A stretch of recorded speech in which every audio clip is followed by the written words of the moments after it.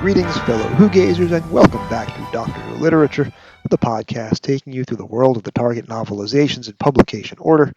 My name is Jason, and I'm your host on this journey, this very long journey. And I'm rejoined this week by Philip Hinchcliffe. Philip, thank you so much for coming back and talking with us some more about your Doctor Who novelizations. It's my pleasure. I enjoyed the first one, so we'll see how we enjoy this one. Hopefully you will enjoy it twice as much. We're talking this week about the Masque of Mandragora novelization, and we were showing each other our copies before recording. You have the original Target, and I have the U.S. Pinnacle edition with the Harlan Ellison introduction inside, talking about how much he likes your era of the show. Yes, it was nice to read that when I saw that. And I think it was one of the occasions when I began to realize that my series hadn't just disappeared, into the universe, that actually it was drawing attention from, sci-fi writers and as well as sci-fi buffs. And there was, more interest in the States than I realized in the program. For a good at least 5 or 10 years in the States, the only Doctor Who that was being shown were the first 4 Tom Baker seasons, most of which was yours. So you were getting a lot of exposure here in the States. And I came in a little bit later, but most of my friends who started watching the show in the late 70s, early 80s started with your stories. Oh, I did. I didn't know that. I thought that that the John Pertwee series had been widely distributed. I think it was on PBS or something. I thought that was widely viewed. I didn't know that that Tom's series, were seen first. I think there may have been some John Pertwee first, but at that point the show had not yet reached PBS. It was still airing, I think, on what we call commercial stations. But when PBS got the package, it was primarily your material at first. And then when the Sci-Fi Channel got the package in the 1990s, again, it was your era of the show, those first 4 seasons of the Tom Baker. Oh, right. Well, I didn't know that. You've clarified something now. That's really interesting. Yeah. And I did a complete rewatch of your era last year, earlier during the pandemic, shortly before I started this project. And one of the things that fascinated me about your era of the show is you are largely remembered for the gothic horror, which there's a lot of that in season 13. But season 14, which is the season that Mandragora kicks off, does a very interesting pivot from gothic horror into hard science fiction. So this is the year where you did the China Syndrome, for about 5 years before that movie was made, with Hand of Fear. This is the season where you predicted virtual reality about 20 years early with Deadly Assassin. And this was the season where you built a whole serial around the 3 laws of robotics, which were propounded by my grandmother's old next-door neighbor, Isaac Asimov. So that was really interesting to me. And Mandragora, I think, is the perfect story to open season 14 because it's set in the late 15th century. It's literally set at the boundary between superstition and hard science, to misquote the opening credits of The Twilight Zone. Do you recall specifically how Masque of Mandragora came to be and who was responsible for pitching which elements of the story? Yeah, I absolutely remember everything about it.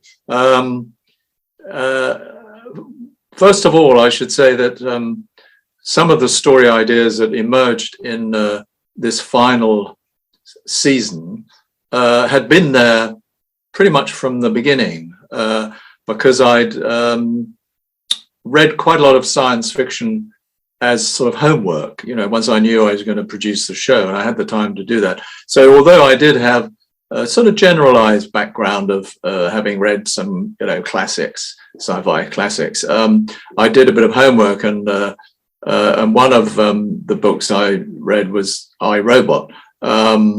And that, the premise under that was fascinating. I thought, oh yeah, we'd love to, I'd like to do that story at some point.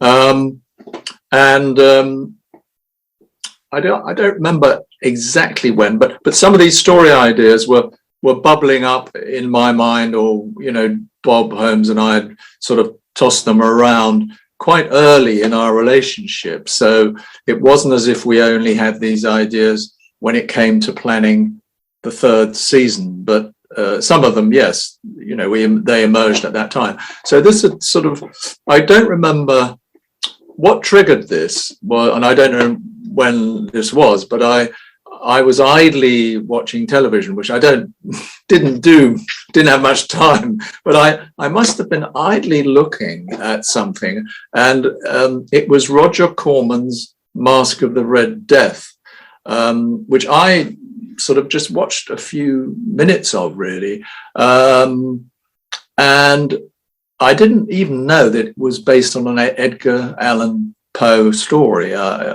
This whole idea that I knew all about the Gothic origins of my story ideas, or often Bob's story ideas rather than mine, you know, meant that I knew all about that, but I didn't have that background. I had a sort of basic background of the Romantic era, you know, the literary era, but I was not a horror movie watcher or fan, and didn't know. I'd never seen anything with Vincent Price in, or, you know, yeah, although, you know, there was a film made of this. So in fact, I didn't know that till I read it about 10 minutes ago. So the germ came, not because I knew about the Poe story, it was because I saw those snatches of the Corman movie, and I thought, yeah, what, like you did just now at the beginning in your summary, I thought, yeah, Italy, the clash, the emergence, you know, the Renaissance emerging, the clash with superstition, and you know, Machiavelli, and you know, powerful princes. I thought, wow, that is a fantastic historical period for us to go to. You know, there's a lot we could do with it. And at the same time that I had that idea, I knew where we could film it. When I was a student, at the end of, just the end of being a university student, I worked for a travel company in the summer and taking Americans around the UK. And these were lovely people. They were American. A lot of them were church goers, but they loved historical buildings and cathedrals and things. So we did a sort of mini tour around cathedrals around the UK. And when we were up sort of near North Wales, we had a stopover in Port Merion. And that was the first time I'd been to Port Merion myself. And I still didn't know, even after we'd made this program, that actually the prisoner had been shot there. Yes. You know, people think, oh, he must have known that was what. No, I didn't. The reason I knew about Port Merion was because I'd been there as a student with these lovely middle-aged Americans, you know, stopping up to see cathedrals around the UK, and they were a delightful group of people. It was just one of those things. Like, yeah, we can do it in Italian town. You know, it's all there, or we can mock it up. You know, so that was the birth of the idea. Then I then said to Bob, I don't know when, I said, look, this is a great idea.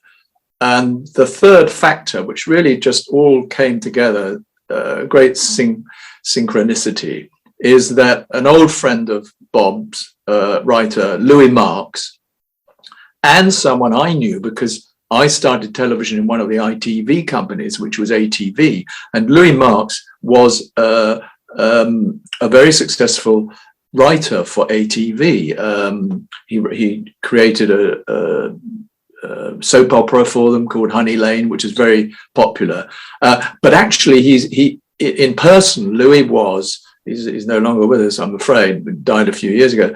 But he was actually a very literate, I think he might have been a doctorate, but I mean, he was a very literate man and a specialist in his Italian history.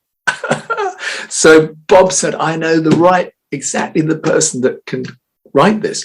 And it was wonderful because Louis, I don't think he'd ever written for Doctor Who, but he knew how to write popular television. He knew how to write it to fit within studios, shooting it in the old 4-camera, way of doing it. We didn't do things on film. So he understood all about the dramatic unities and all that.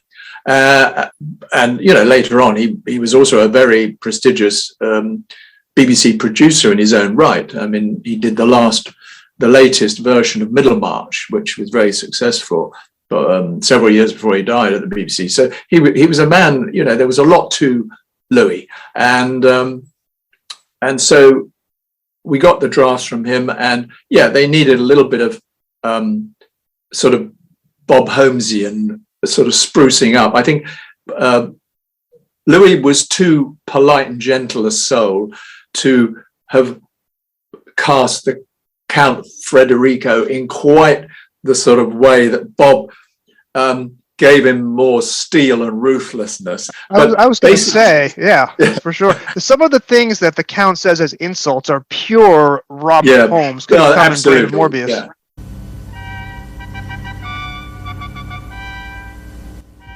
Duke of Milan, sire. I heard. Get that muck out of here. Bring me clean linen. Hurry, you oaf. That fox-faced old blowhard, the Doge, will be here within the hour. His advance riders are carousing in the taverns even now. What's to be done? He must be greeted. That clown of a chancellor can do it.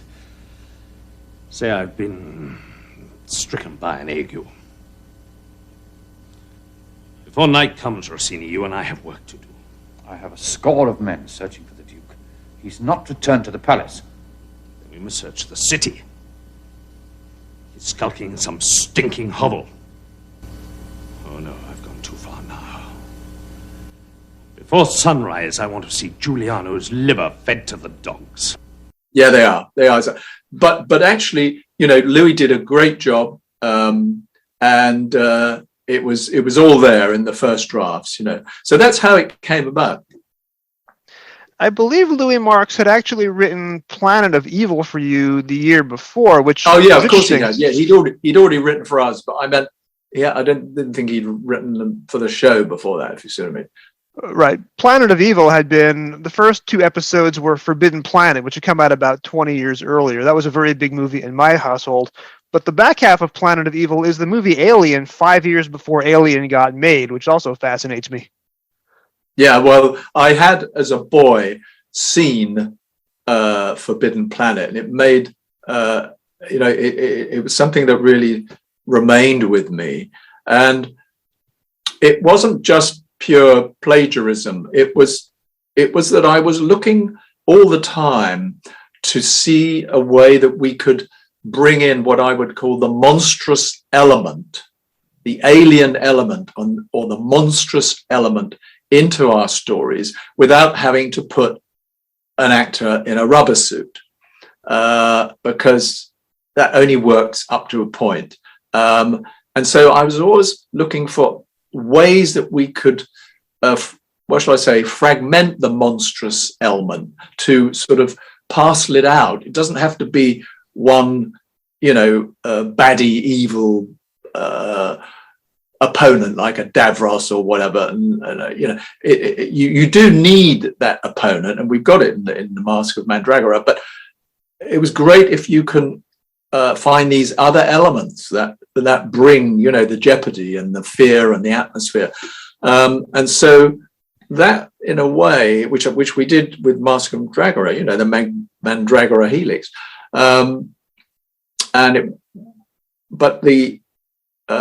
So the Forbidden Planet idea was that I could apply that to our, characters going to this new planet, this sort of odd, evil planet.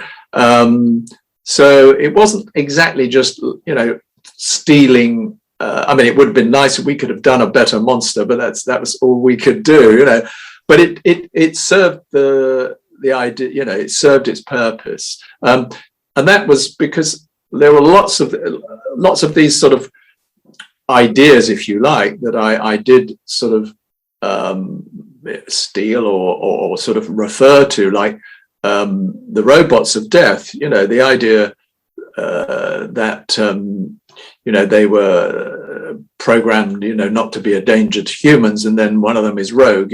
But that's such a good idea, but then we took it and treated it in our own way.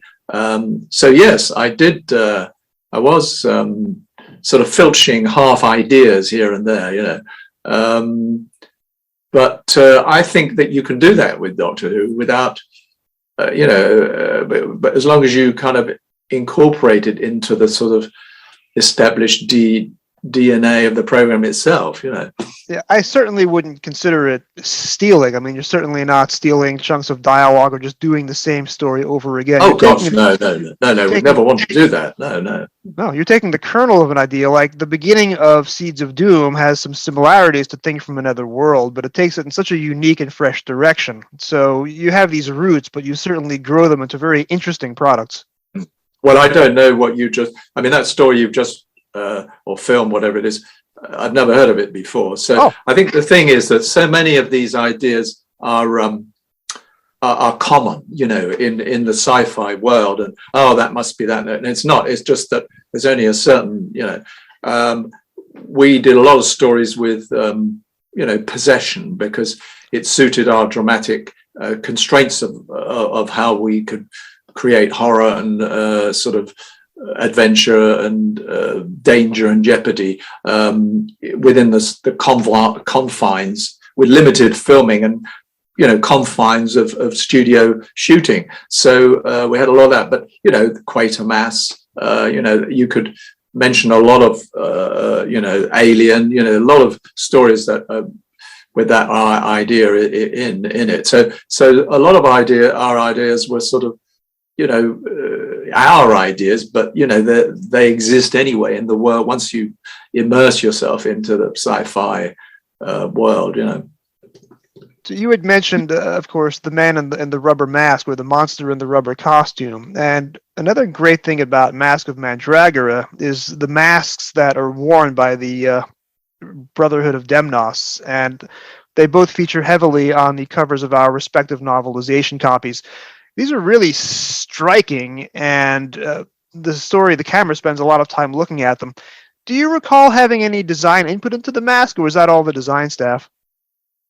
I just can't remember who did that. Well, I didn't draw anything, but I would have had input by, as I always did, which was to try and communicate as much to the production team, what the spirit of the show was, what was the sort of guiding principle, and what were we trying to achieve with it.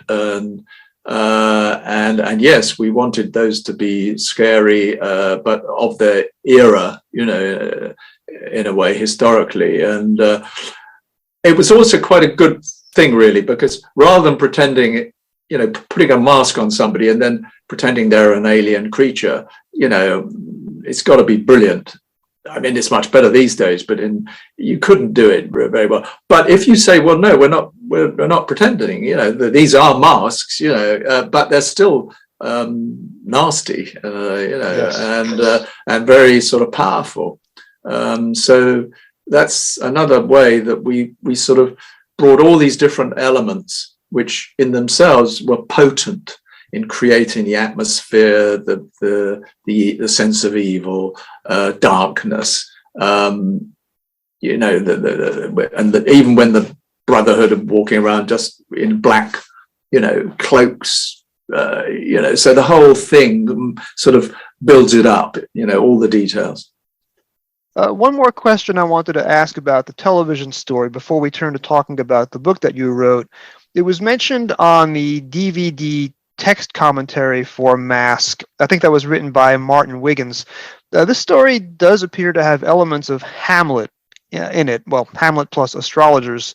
Was there a conscious choice at the time to tell a story that incorporated bits of Hamlet, such as the villainous uncle killing the father, or is it just inevitable that if you do TV long enough, you're going to wind up quoting Hamlet at some point? Yeah, I never thought of that connection before, to be honest. I think Bob was probably just following the dramatic unities. You got a story to tell, keep it, to a small number of actors that we could afford, but so keep it in the family. I think that's probably. I don't know whether that was ever a conscious echoing of anything. No. Although the Hamlet story is so good, I guess it's going to crop up in a lot of places because it's a very universal story in many respects. So let's talk then about how you came to write the novelization. This comes out in December 1977. You had novelized Seeds of Doom first, as we talked about a couple of months ago. Do you recall the chain of events that led you to write this particular novelization?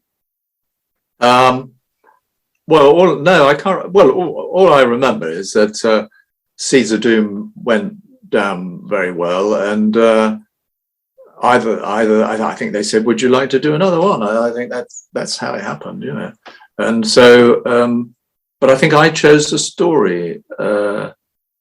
Which one did I think they said? Which one would you like to do? I don't think they came to me with the story they wanted to do, but I really can't remember. But it's likely that I would say I said, "Oh, I'd quite like to do this one because it's such a great setting. It's a nice story to write."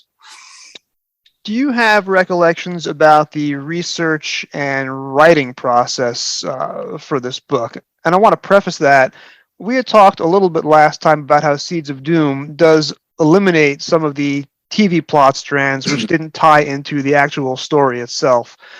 This book is longer. The Pinnacle version is 140 pages, which is pretty long for a Target book. And you have just about every scene from television represented in the book. You also have much broader vocabulary and very rich descriptions. It's a very multi-layered and cerebral book as opposed to a straight-on horror story. Do you recall consciously how you chose the prose and the vocabulary for this book compared to Seeds of Doom? Because I thought this was really an excellent read.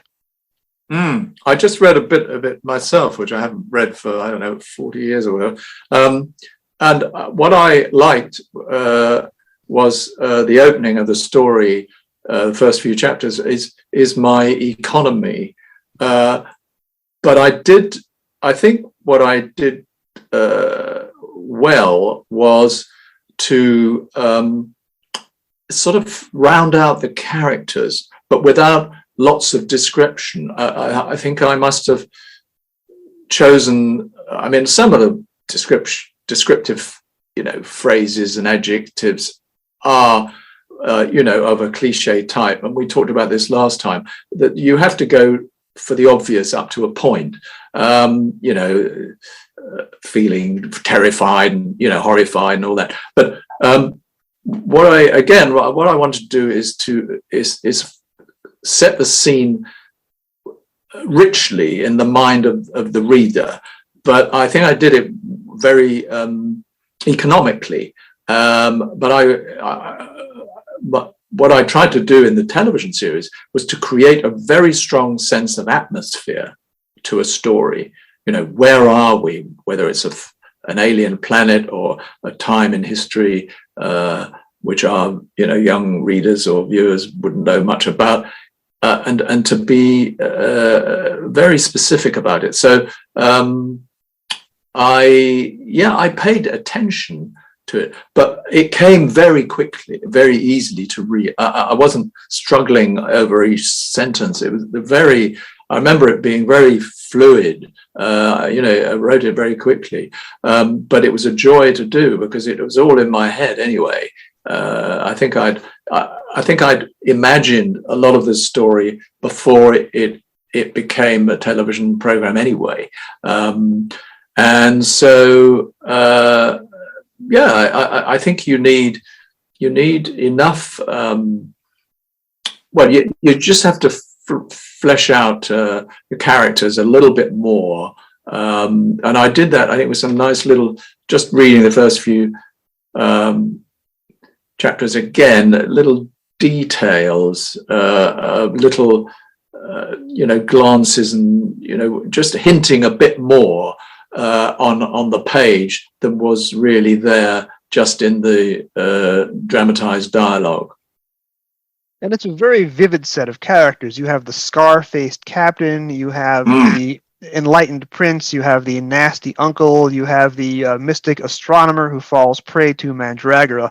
There must be very fun characters to think about as you're putting the book together in your head. Wonderful. Yeah. I've just remembered that early on, I just added something about Hieronymus. It was like, although people knew him well, they felt uneasy in his company. Now, that was not in the script. That wasn't, nobody. But it was those little additions that I think I just fleshed out the cat. Well, because I thought, they're the great little characters to do, but keep the thing. I think it's a great opening, actually. I must say, for the series. Bang, straight in. And that came straight from the Roger Corman memory, I think, scattering the peasants. I don't know what it was in the movie, but I thought, that's a very dramatic opening, this beautiful landscape, and then suddenly hell breaks out, and it's all done in a few paragraphs, which I think is the key, is to be dramatic, be vivid, but don't hang around. But you must give the reader a sense of who the people are and how they affect each other. It certainly works very well. You had been to Portmeirion, of course, as you said. Do you recall doing any extra research onto 15th century Italy when writing? Because I saw a lot of period vocabulary when you're talking about the architecture and the sounds that you would have heard in the village of San Martino. Not that I know of. No, I don't. I sort of probably made that up. I didn't specifically do any research. No. Well, you'd been there, of course, so I'm sure that certainly played a large part, because you would have had Portmeirion in your head, having been there and given tours of it. Well, no, I think what I had. No, I didn't have Portmeirion in my head. What I had was a more idealized, real Italian village. Oh wow! When I was writing the book, but I followed the locations that the story visits, the castle rooms, the deathbed of the ruler, and passageways, and things like that. So I followed the scene, the locations that are in the story, but in my mind, every location opened up more, if you see what I mean. So I hope anyway that the novelization feels that it's taking place, in a real big sort of Italian landscape, if you know what I mean. You could probably draw a map of the palace just based on your descriptions of the book, of the colonnades and what the rooms look like, and the furniture and the decorations. And then, of course, the catacombs, too, are very vividly portrayed. Mm. Have you had a chance to hear the audiobook of this? There was an audiobook that came out probably about 10, 15 years ago, narrated by Tim Pigott-Smith, who had a very impressive, deep voice, and he had played Marco in this story. Yeah, he was. I mean, he developed, a wonderful career. He became a very notable actor. No, I didn't. I haven't heard that. No.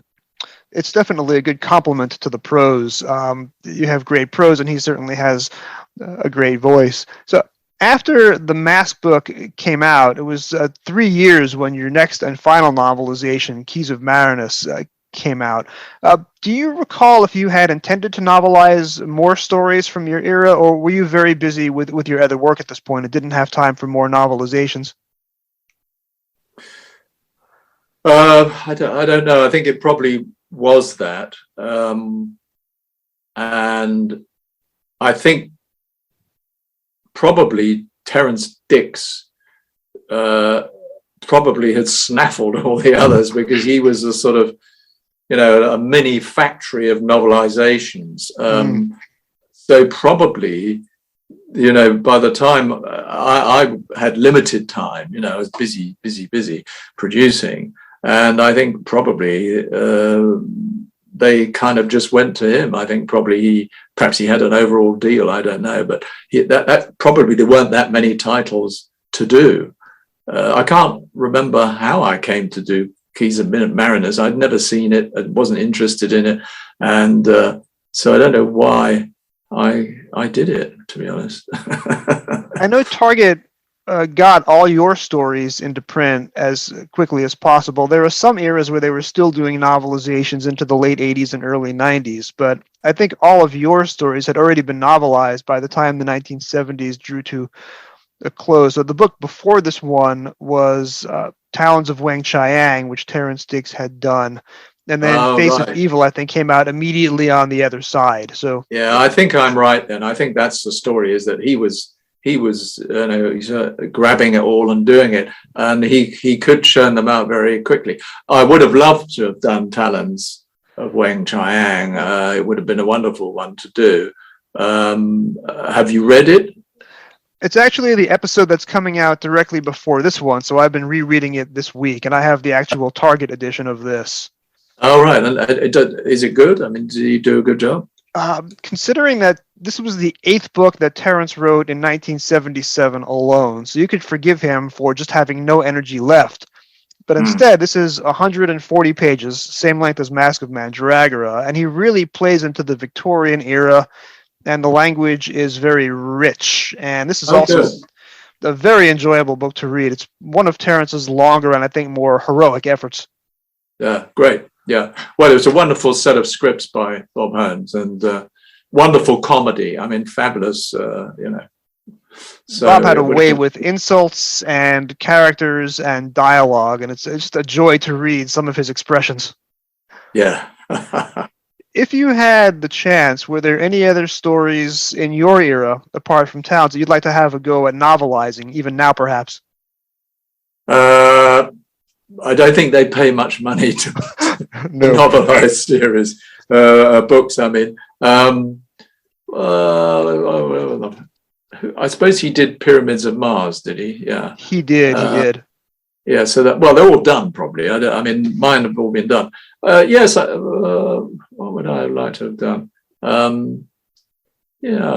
Maybe Robots of Death, because the challenge would have been to follow the construction, but actually make it into like an Agatha Christie. How do you do that? So that would have been an interesting challenge.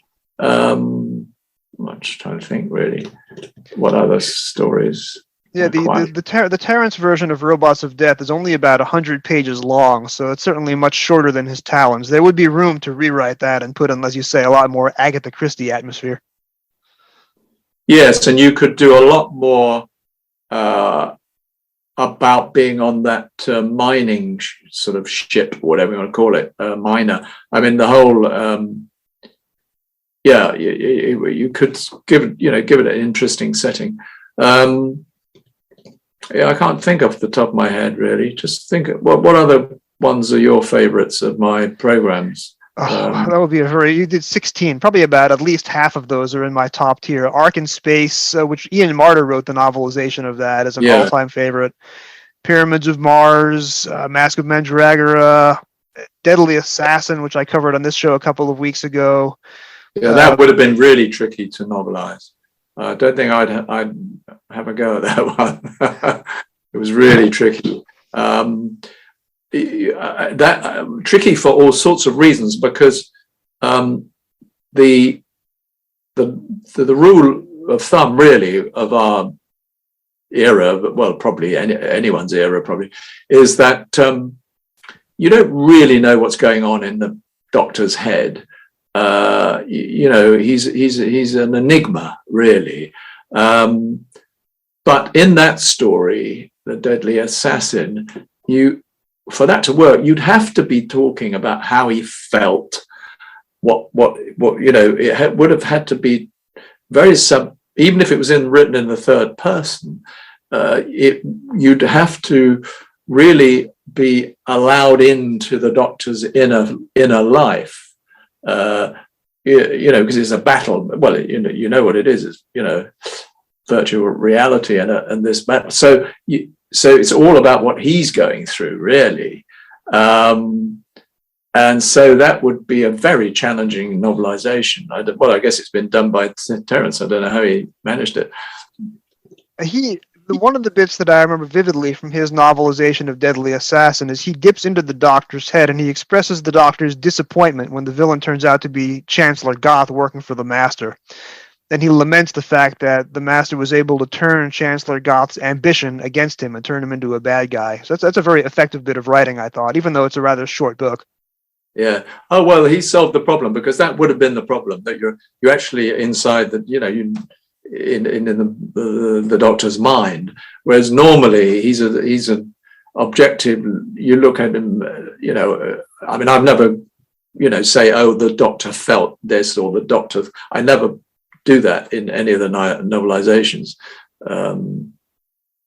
because he's this enigma. You don't get inside him. You can observe him from the outside. That's how you have to tell the novelizations. There was a very nice bit that you added in Masque of Mandragora. At the climax of the story, the Doctor is confronting Hieronymus in the catacombs, and the Doctor has hardwired himself into the ground to try and drain off the energy from the helix, so that the energy is exhausted and doesn't have the ability to conquer the Earth. And it's not really talked about on television, but you add a little bit at the end of one of the last chapters where the grounding wire snaps, and the Doctor has to absorb that last bit of energy himself without it being grounded into the Earth. And he's worried that if the energy is too strong, he'll be destroyed. So you did actually narrate the Doctor's trepidation at that point, then you make it a chapter cliffhanger. Yes. I think that was in our plot, but probably wasn't clear in the program, the television version. But I think it was that was the plot. Yeah. That was Rodney Bennett, who also directed Ark in Space. Terrific director, but yeah, I guess it's missing a shot of the wire snapping. That would have been hard to show in the dark, I guess. Yeah, maybe. Well, Philip, thank you very, very much for joining me again and talking about Masque of Mandragora. I've certainly enjoyed hearing about this and talking to you. So thank you very much for your time and your generosity. Well, I've enjoyed the chat, and my pleasure. Thank you. And that was my interview with Philip Hinchcliffe, recorded in late July. This is shaping up to be the longest ever episode of Doctor Who Literature. We have one more interview yet to come, and then my review of the novelization itself. So I'm going to dispense with my news segments and viewer mail this week. Those will return next week. However, I do want to take a moment to discuss a couple of deaths that rocked my various interests this week. Nichelle Nichols, the original Lieutenant Uhura, passed away at age 89. I regret that I only met her once at the Gallifrey 1 convention in Los Angeles, and I regret that I did not get to spend longer talking to her or being in her presence. There have been many wonderful and heartfelt and just lovely worded obituaries of her going around the various podcasts and blogs and social media feeds this week. I don't have much power to improve on that, so I would strongly urge you to check those out if you haven't seen them already. But she was a true television pioneer, and her loss is incalculable. Also passing away this week was Vin Scully. That is not a name that perhaps means much in the UK or to most of my science fiction friends, but if you are a science fiction fan, you are definitely familiar with his name, although perhaps not in the context of his work for 67 years as the voice of the Brooklyn and then Los Angeles Dodgers. Here's a clip. Off man Bobby Morgan, and stepping into the microphone for the F&M Schaefer Brewing Company for the play-by-play, here's Vin Scully. Vin? Thank you, Jerry, and good evening, everybody. And despite the fact that I have just knocked a cup of coffee in my lap and a suit that's just out of the cleaners, it's great to be home. Bobby Morgan, Bob Speak, and Ernie Banks in the first inning. So Sandy Koufax, a belated starter with Magley, the announce pitcher, out, and Koufax gets over the strike, 0-1.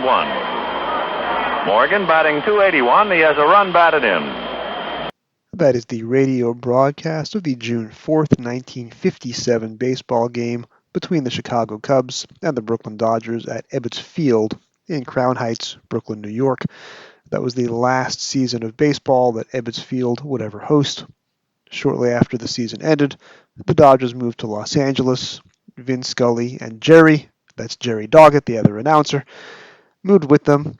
The two of them remained together in the Los Angeles broadcast booth for 30 years, and Vin Scully served for another approximately 30 years after that. Vin Scully and Jerry Doggett. Scully and Doggett. If those two names sound familiar to longtime fans of The X-Files, well, now you know exactly where Chris Carter got those two names from. Vin Scully was the master of baseball broadcasting. He was a wizard of painting the word picture. His voice and his words were poetry in motion. Vin Scully was to baseball what Terrence Dicks was to the Doctor Who world. Vin did not just do the Dodgers for 67 years, but he was also a fixture on the NBC Saturday Game of the Week in the 1980s, and also covered numerous, if not innumerable, postseason and World Series games on television and radio, especially in the 1980s and 90s. Growing up as a baseball fan when I did, Vin Scully's voice was inescapable.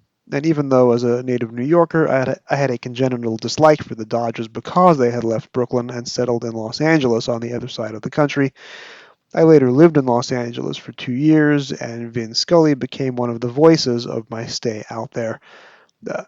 I wouldn't necessarily say that I'm a Dodgers fan, but I am a Vin Scully fan, and his loss has also rocked the world of baseball as much as the loss of Nichelle Nichols has rocked the world of Star Trek and science fiction. So those are two very, very big losses. I'll leave you with the parting words from Vin Scully in his last ever broadcast, October 2nd, 2016. Coming up after the break, my interview with Graeme Burk. You and I have been friends for a long time, but I know in my heart that I've always needed you more than you've ever needed me. And I'll miss our time together more than I can say. But you know what? There will be a new day and eventually a new year. And when the upcoming winter gives way to spring, rest assured, once again, it will be time for Dodger baseball. So this is Vin Scully wishing you a very pleasant good afternoon wherever you may be. And rejoining me for the second time on Doctor Who Literature is the co-producer and co-host of the Reality Bomb podcast, which in January 2009 generated the following 1-star review on Apple Podcasts. Host is very woke and always right. Now, I would suggest that everybody go back and leave the exact same review. Host is very woke and always right, with a 5-star rating, which is certainly what I intend to do. He says those things as an insult, and yet it's the highest compliment you can give somebody. Graeme, welcome back to Doctor Who Literature. Oh, thank you for having me, Jason. Yeah, it was and that person kind of snuck back under different names, but you can sort of tell from the style they had a real animus. And not the cool-sounding web planet animus either. I'm afraid not. I would like it to be the one with the hairdryer included, but unfortunately not. So you and I met recently in New York City. You were here doing a live recording of episode 100 of Reality Bomb. Congratulations on getting to 100-plus episodes. That is a huge achievement. I'm amazed. I was on Who and Company last week, and I was saying that, like most Doctor Who podcasts tend to be have a life expectancy of about 2 episodes. So I think my ambition was originally just to get to 10, so that we could at least be a little bit better than the standard life expectancy. So to make it sort of 10 times that is kind of wow. And you do a pretty hard-hitting show because you have a wide range of panelists every week. You do interviews, you do discussions and commentary, you do comedy sketches, which I certainly, as my recent appearance in episode 100 would show, I really don't have the comedy chops to try that on my show. And unfortunately, I've typecast you as a judge. I don't know why. But, The one role that I can play without stretching myself. but yeah, I mean, thank God it's a monthly podcast is all I can say. It's just, and I think part of it was just that we wanted to do something that wasn't being done. I kind of felt like the model for most podcasts was sports talk radio. You know, you got two guys in front of a mic. It's mostly guys, and they're talking about the state of the ball game. The ball game being Doctor Who, and that's fine. But you do that all the time. I don't really want to listen to that. That's kind of not the kind of podcast that interests me anyway. So I just wanted to. So that's basically what led me to do it. And thank God Kennard was willing to go along for the ride, and thank God Joy Piedmont's been willing to go along for the ride too. So it's been a lot of fun. And you're listening to Doctor Who Literature, the sports podcast brought to you by DraftKings. DraftKings for all your Doctor Who betting needs.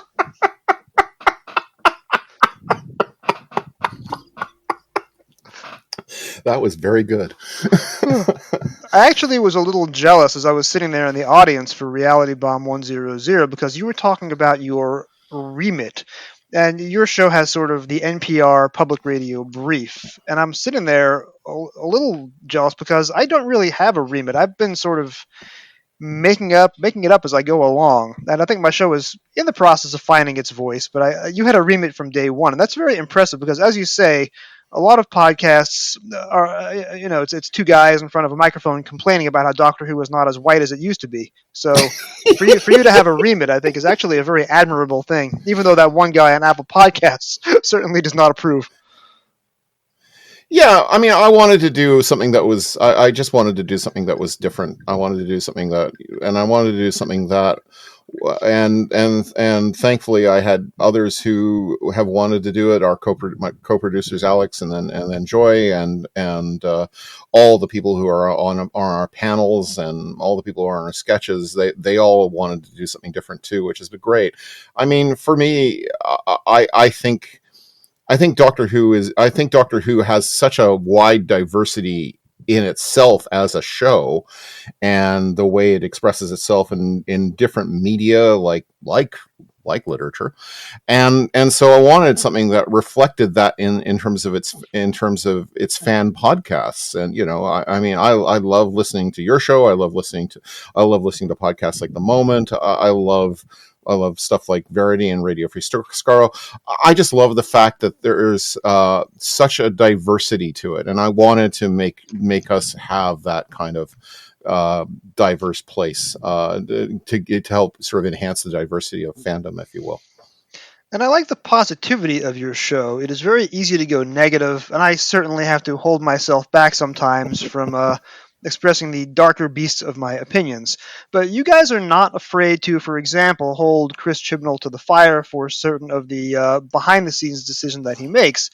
But at the same time, you have the feature on your show, Gallery of the Underrated, where you have somebody in positive terms talk about a story that they like, which not everybody else might do. And I did a segment on the Crotons many years ago. Oh God! And you are always careful to shine a spotlight on those lesser celebrated corners of Doctor Who. And I asked you when you were here in New York, since you are running out of stories that could be considered underrated, if you were planning on doing a gallery of the overrated, because I certainly had some ideas. And much to my relief, you said that a gallery of the overrated is not really within your remit, to use that word again. No, it's not. And I kind of felt, and you're not the first person who suggested that to me. I remember David Barsky suggested that, who has been on your show, as it suggested that to me years ago. Well, you should do a gallery of the overrated. That's my bad David Barsky impression. I did that just to make him, just to get a rise out of him. Hopefully, I'll get a nice email from him. So yeah. Well, so I decided to, but no, I feel like the remit isn't so much positivity as enthusiasm. I think enthusiasm is not uncritical. I think you can be enthusiastic about Doctor Who, and be critical of things of it. But I think at the end of the day, I feel that enthusiasm is important, and enthusiasm matters. And I think that a lot of toxicity in fandom is caused by people forgetting that their fandom begins in a place of enthusiasm. And I've seen some really, I mean, I've had friends of mine, well, maybe even ex-friends of mine, in the fandom circles I've been in, who have just become so toxic, and especially after Jodie's casting. And it was just, and as near as I could tell, it's just that they lost touch with that kind of sense of enthusiasm, and it just becomes monomania at that point. And monomania is not fun. I think there's two reasons why I'm keeping this show on a weekly rather than a monthly basis. Number one, if you have 160 target books and I only do one a month, that means it's going to take me nearly 15 years to get through the entire run, at which point I will be pushing Medicare eligibility, and I just don't feature that happening. The other more important point is, I mean, I started this show rather famously as a solo podcast, and that lasted, I think, exactly 4 weeks before I realized that I need guests. But having the show weekly means that every week I can have a conversation of about an hour with a friend and a Doctor Who fan, and someone that I can genuinely enthuse over the show with. And living in a household with a spouse and a daughter and 2 cats, I am the only one here who's a Doctor Who fan. So if I'm talking about Doctor Who at home, I am often met with glazed eyes and sarcastic shrugs, or a little too rapid changing of the subject. So having the show as an outlet where I can talk about the show that I love, and reading the books again, even the books that I walk in thinking that I'm not necessarily going to like I'm doing Face of Evil for an upcoming episode. Never one of my favorite episodes, never one of my favorite books. Rereading the book gave me an energy and enthusiasm for the story that I probably have not had since 1985. So I think doing this show keeps up my enthusiasm and my, well, not always positive, but for the most part, I think I try and keep it positive. I think that's the wonder of doing a books centered podcast is that the target books are I think they elicit so much. They elicit nostalgia. They elicit but they also evoke an appreciation for the television show, because you can see how it's reflected or not in the text. And also I think it evokes a reaction of an enthusiasm towards the actual written word, and I like that kind of. I like that sort of intersection of those 3 points. I like sort of being in the middle of those 3 points, but with something like this, because rereading the Masque of Mandragora, I was reminded of when I read this for the first time as a callow 15 or 16-year-old, saying, oh yeah, this is by the producer, Philip Hinchcliffe. But it's also, at the same time, so there's the nostalgia for that, and it tinged with the irony that I'm now actually writing the man's biography, and I've had many, many conversations with him. But it also is I'm reading it now with the kind of eyes of a reader who's read a lot in the subsequent years, and looking at the roots that he made of it, and the enthusiasm for it. But it's also an interesting it's helped me kind of center some of my opinions on Masque of Mandragora as a whole, and where I think it sort of stands in that sort of grand era of Doctor Who, of Doctor Who between seasons 12 and 14. So yeah, I love that. So I have 3 main points of discussion that I want to bring up with you today, and the first of those will be Masque of Mandragora, the TV episodes. I spoke to Philip Hinchcliffe earlier, and he was talking about the inspirations for this story, Renaissance Italy, and the intersection between science and superstition, and where the characters came from, where the Port Merion setting came from. And it was fascinating to hear him discuss this in such detail so many years later. For me, growing up, again, I came from a Masterpiece Theater house. I was used to my mom having the TV on Sunday nights and watching these exquisite British costume dramas, almost always taking place in a bygone age. And watching over her shoulder, sometimes I would understand. I remember being obsessed with a town called Alice when I was 8 years old, which is not your typical 8-year-old obsession, but some of the stories I didn't get. Watching Masque of Mandragora, and I would have been 11 or 12 when I first saw it, brought back for me that Masterpiece Theater vibe, and I thought it was a show my mom might really enjoy. So it's always been one of my favorites. And looking at the 16 Hinchcliffe era stories, Mask for me is certainly well within the upper tier of that. How did you react to the story originally, and how do you take on the story now that it's been several decades since our first time seeing it? Then I really liked it. I really liked it for a variety of reasons. I love historicals, or as we called them back then, pseudo historicals. That Yes. sort of and because I love time travel and I love history, and so it was. I remember it was the probably, aside from Pyramids of Mars, which is the first Doctor Who story I saw, it was the first real historical story I had seen. The first viewing, I think I saw 3 episodes. I saw episodes 1, 3, and 5. I think I missed episode 2 somehow, or I only caught part of episode 2. So it took me a long time before I saw complete Doctor Who because of getting trying to get home by 6 o'clock at night. Yes. And eat dinner and all sorts of things. My school is across town, so I have real fond memories of it. I love the story itself. I mean, it's a great story for Sarah. I had a massive crush on Liz Sladen when I was 14 years old, probably still do. True that. Same here. And so there was just a lot to get out of that. Tom Baker is wonderful in it, and he's really enjoying kind of. He's kind of doing all the things that you'd expect John Pertwee to be doing. Like, he's doing horseback riding, he's doing swashbuckling, he's doing fencing, he's doing everything, and he's just but he's got his own eccentric vibe to it, which is a lot of fun. So no, I really love it. It's a well directed story. I think the story's got a really great kind of feel to it.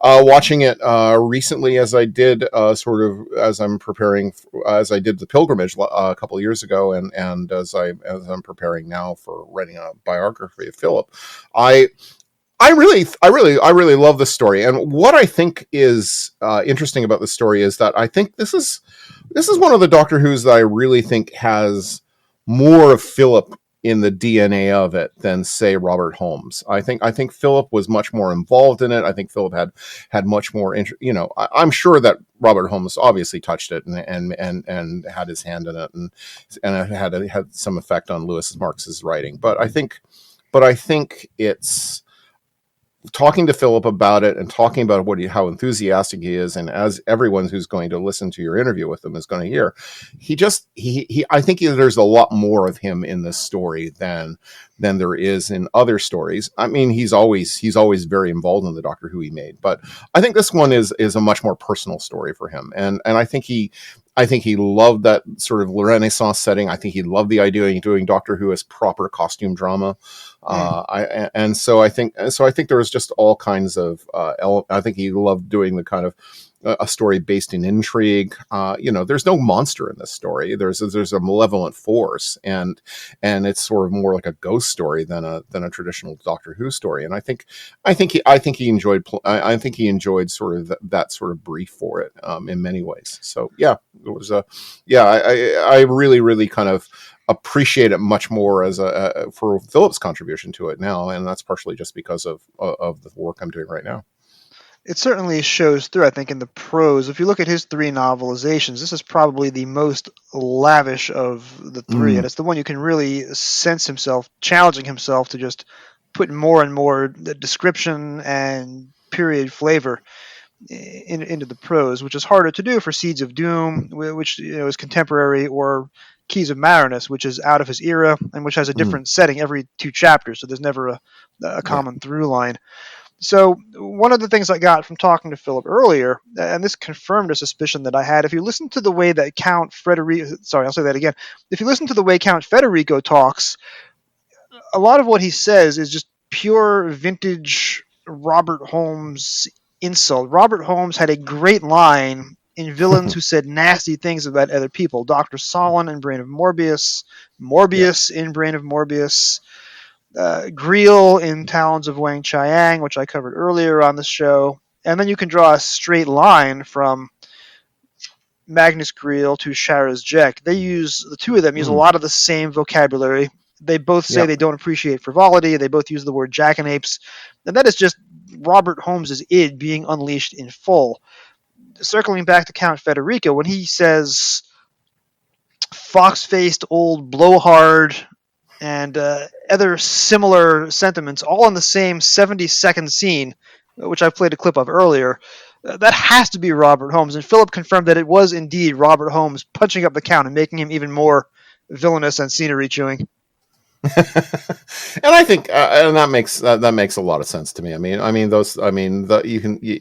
Anything involves, calling people curs or dogs or that's very Holmesian. The funny thing is that Federico, the actor who plays Federico, looks so much like Frank Schuster from Wayne and Schuster, which is a Canadian comedy duo that did a lot of Ed Sullivan in the 60s. It was in the 50s. And so for me, every time I watch it, I go, "Oh my God, it's Frank Schuster." So I'm always distracted by the fact that somehow, for some reason, one of the great Canadian comedians has somehow gotten an English accent and flown to Britain to go film 4 episodes of Doctor Who. So, but John Lorimer gives, for my money, what is one of the great villain performances in the classic series, and one that is almost never remembered or talked about as one of the greats. But I think he gives a wonderful performance, and here's the illustration of him on the Pinnacle cover. I don't know if that resembles Frank Schuster. It's a pretty dour visage. It's pretty dour visage, I have to say.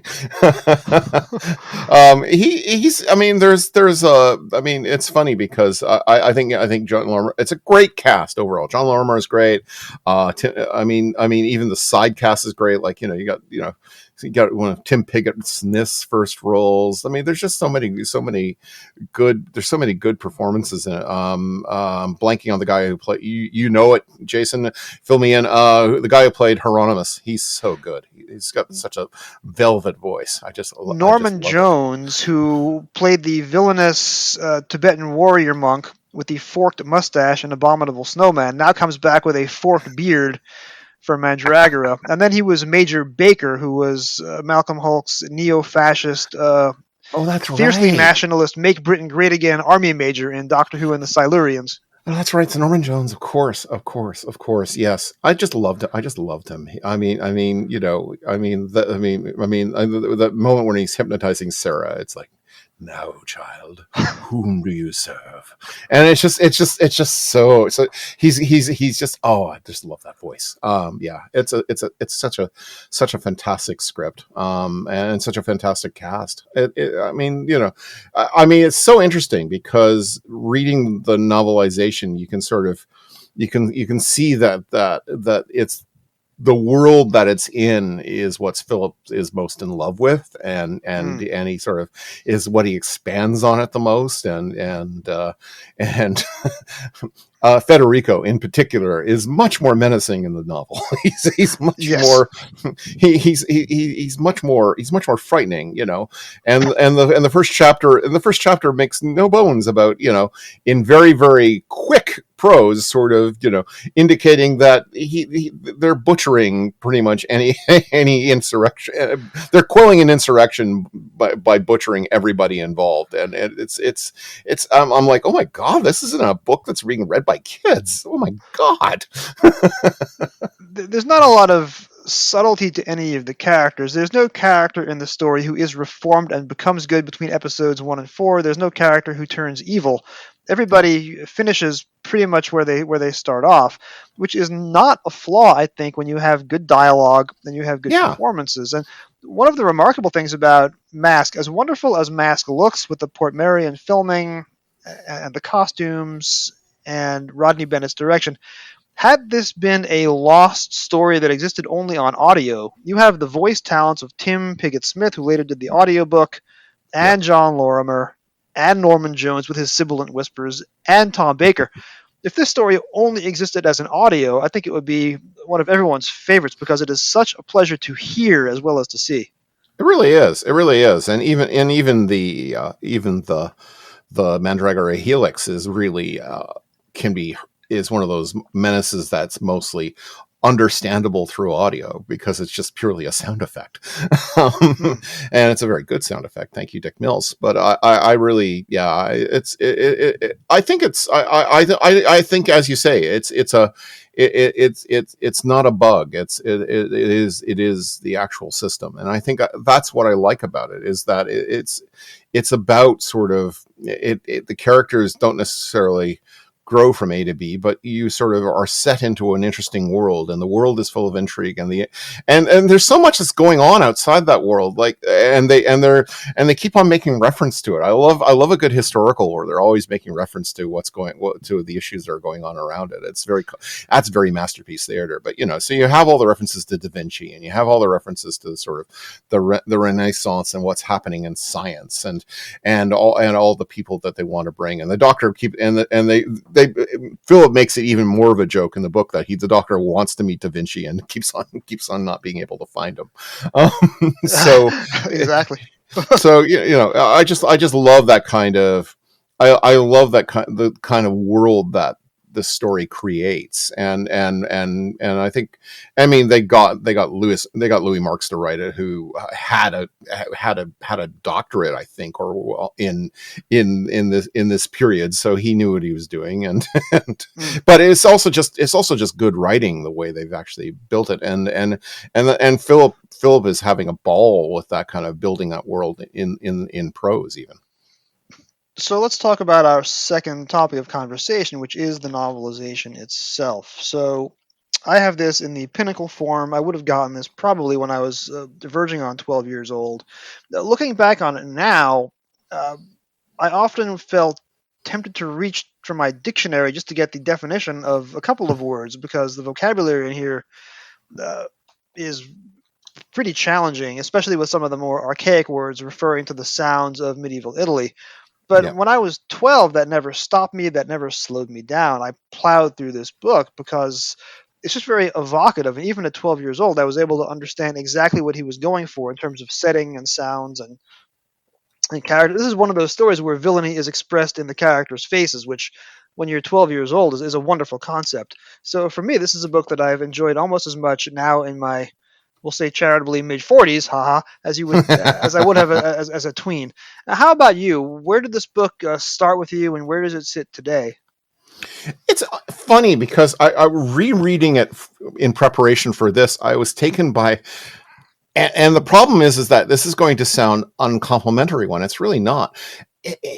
It's a very juvenile novel. It's a novel written with a very kind of juvenile fiction sensibility to it, and I don't think that's a bad thing or an insulting thing. But I think the difference between it and, say, a Terrence Dicks book is a Terrence Dicks book doesn't really have that kind of patina of I'm writing juvenile fiction. He just sort of he's just writing in George Simonson prose and mixed with a bit of Chandler, and he's just typing it up and done. Okay, let's go. Whereas I think Philip was trying to evoke the kind of books he read as a kid, and so there is a very kind of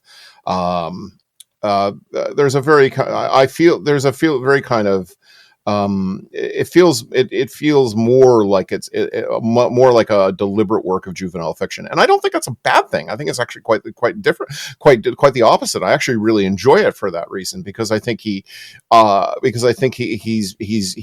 really kind of, he does that sort of juvenile fiction thing of really summarizing a lot as you go along, and so that it's all done very effortlessly. There's a passage very early on where he's talking about, I'm just going to try and see if I can quickly find it. He says the captain, there is. With a grin, the dry grass exploded into a flame. Terrified, the peasants began screaming and running in all directions. The horsemen allowed them to get a short distance away and drew their swords and started to ride them down. As each peasant was caught, he was mercilessly butchered. And the thing about it is that it's a very you know, if Ian Mortar had written that, each peasant would be like it would be it would be like this prose version of the Wild Bunch or something like that. You would see you would see each organ described as it Yeah, trickled out of the body. yeah, it would be very Peckinpah-esque.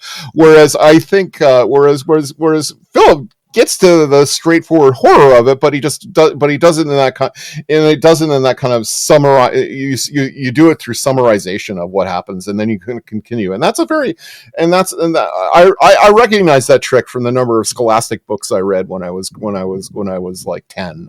You know, it's a very kid lit kind of way of writing prose in a dramatic way.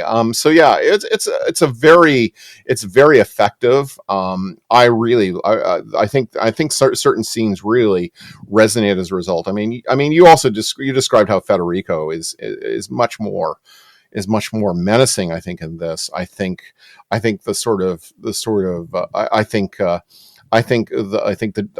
Duke. I think Marco and Giuliano have come off are a little bit flat in the TV version, and I think they have a lot more color in this. And I really like how the ending is staged in this. It's you know, because it's kind of well telegraphed in the TV version, as much as I love the TV version. And here they sort of fill it with enough incident to make it really, really exciting. And I neglected to ask Philip about this earlier, but I'm sure you've picked up on it and possibly have noticed too. This is possibly the only Doctor Who novelization that includes a quote from A Hard Day's Night, which was not on television, but is added into the prose. Yeah. It's funny. I don't generally tend to think of Philip as a Beatles fan, but yes, it's one of those novels that's got lots of interesting quotes from various things are sort of dotted in throughout, isn't it? It's fun writing to read, which is hard to do. Yes. Had this been mounted as a 21st century celebrity historical, you now would have had Leonardo da Vinci as a main character, and you would have had an older artist of renown cast as the actor to play da Vinci. I think the book, as you say, benefits from not having Leonardo in it, because it creates this running gag where the Doctor keeps trying to meet him and never quite does. And that adds, I think, much more satisfaction to the text than having 40% of the dialogue being Leonardo talking about his inventions, which would sort of drown out the story. I think that's the joy of the story, is that it's set within that period, but it isn't trying to do the Hartnell thing of you're in that period. It isn't doing the celebrity historical thing, but it isn't even doing the Hartnell version of that, which would be to have Da Vinci in it, but Hartnell breathlessly saying, "We can't change history, not one line, except for the times when I do."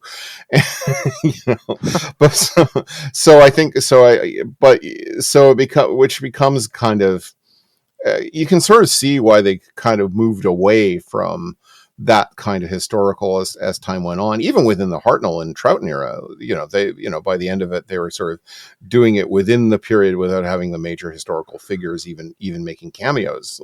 So you would have something like say the Massacre or the Highlanders, which are very much in that period, but not there. And you can sort of see why they're moving off of that, because honestly, when you bring in the historical figure, you have to treat them with a certain degree of reverence. And the celebrity historical, I think, in the modern era, I think dispenses with that by virtue of the fact that if you get a celebrity to play them, you can make them interesting, and you can do all kinds of interesting things with them because hey, you're paying the money for it. Whereas I think it was a much more hands-off proposal when back in the days, with when you had say Robespierre showing up in the Reign of Terror or something like, or Marco Polo or something like that. So yeah, I like the fact that in that world, but not, and it's in that world, but it's not of that world, if you would.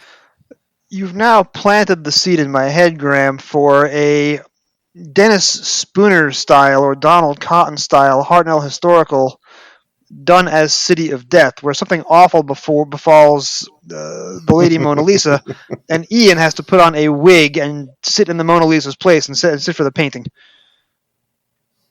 Yeah, it's. I think that. I mean, that it's interesting because I think City of Death actually continues the gag of the Doctor constantly missing Leonardo. So honestly, I think where they should go with this is the next time the Doctor goes to see Leonardo, he just continues to miss him. I think that is the only logical thing that should happen. So. Mandragora itself has been revisited, and again, I may be missing some Big Finish. I have missed the vast majority of Big Finish's output for financial and time reasons. They do more product in a month than I can reasonably afford or listen to in a year.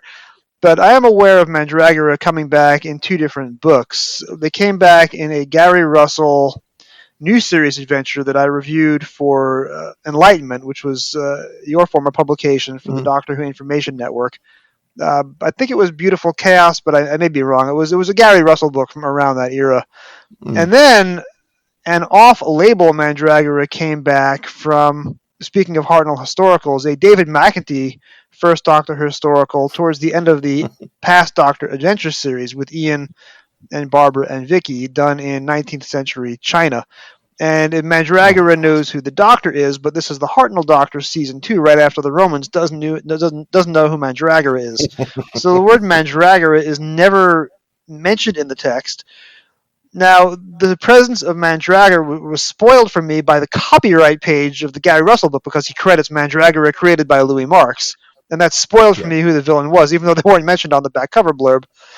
But the McEntee book never says this is Mandragora, but he uses every single element of Masque of Mandragora, so you're never left in the dark as to who it actually is, which is 2 different ways of doing a sequel story.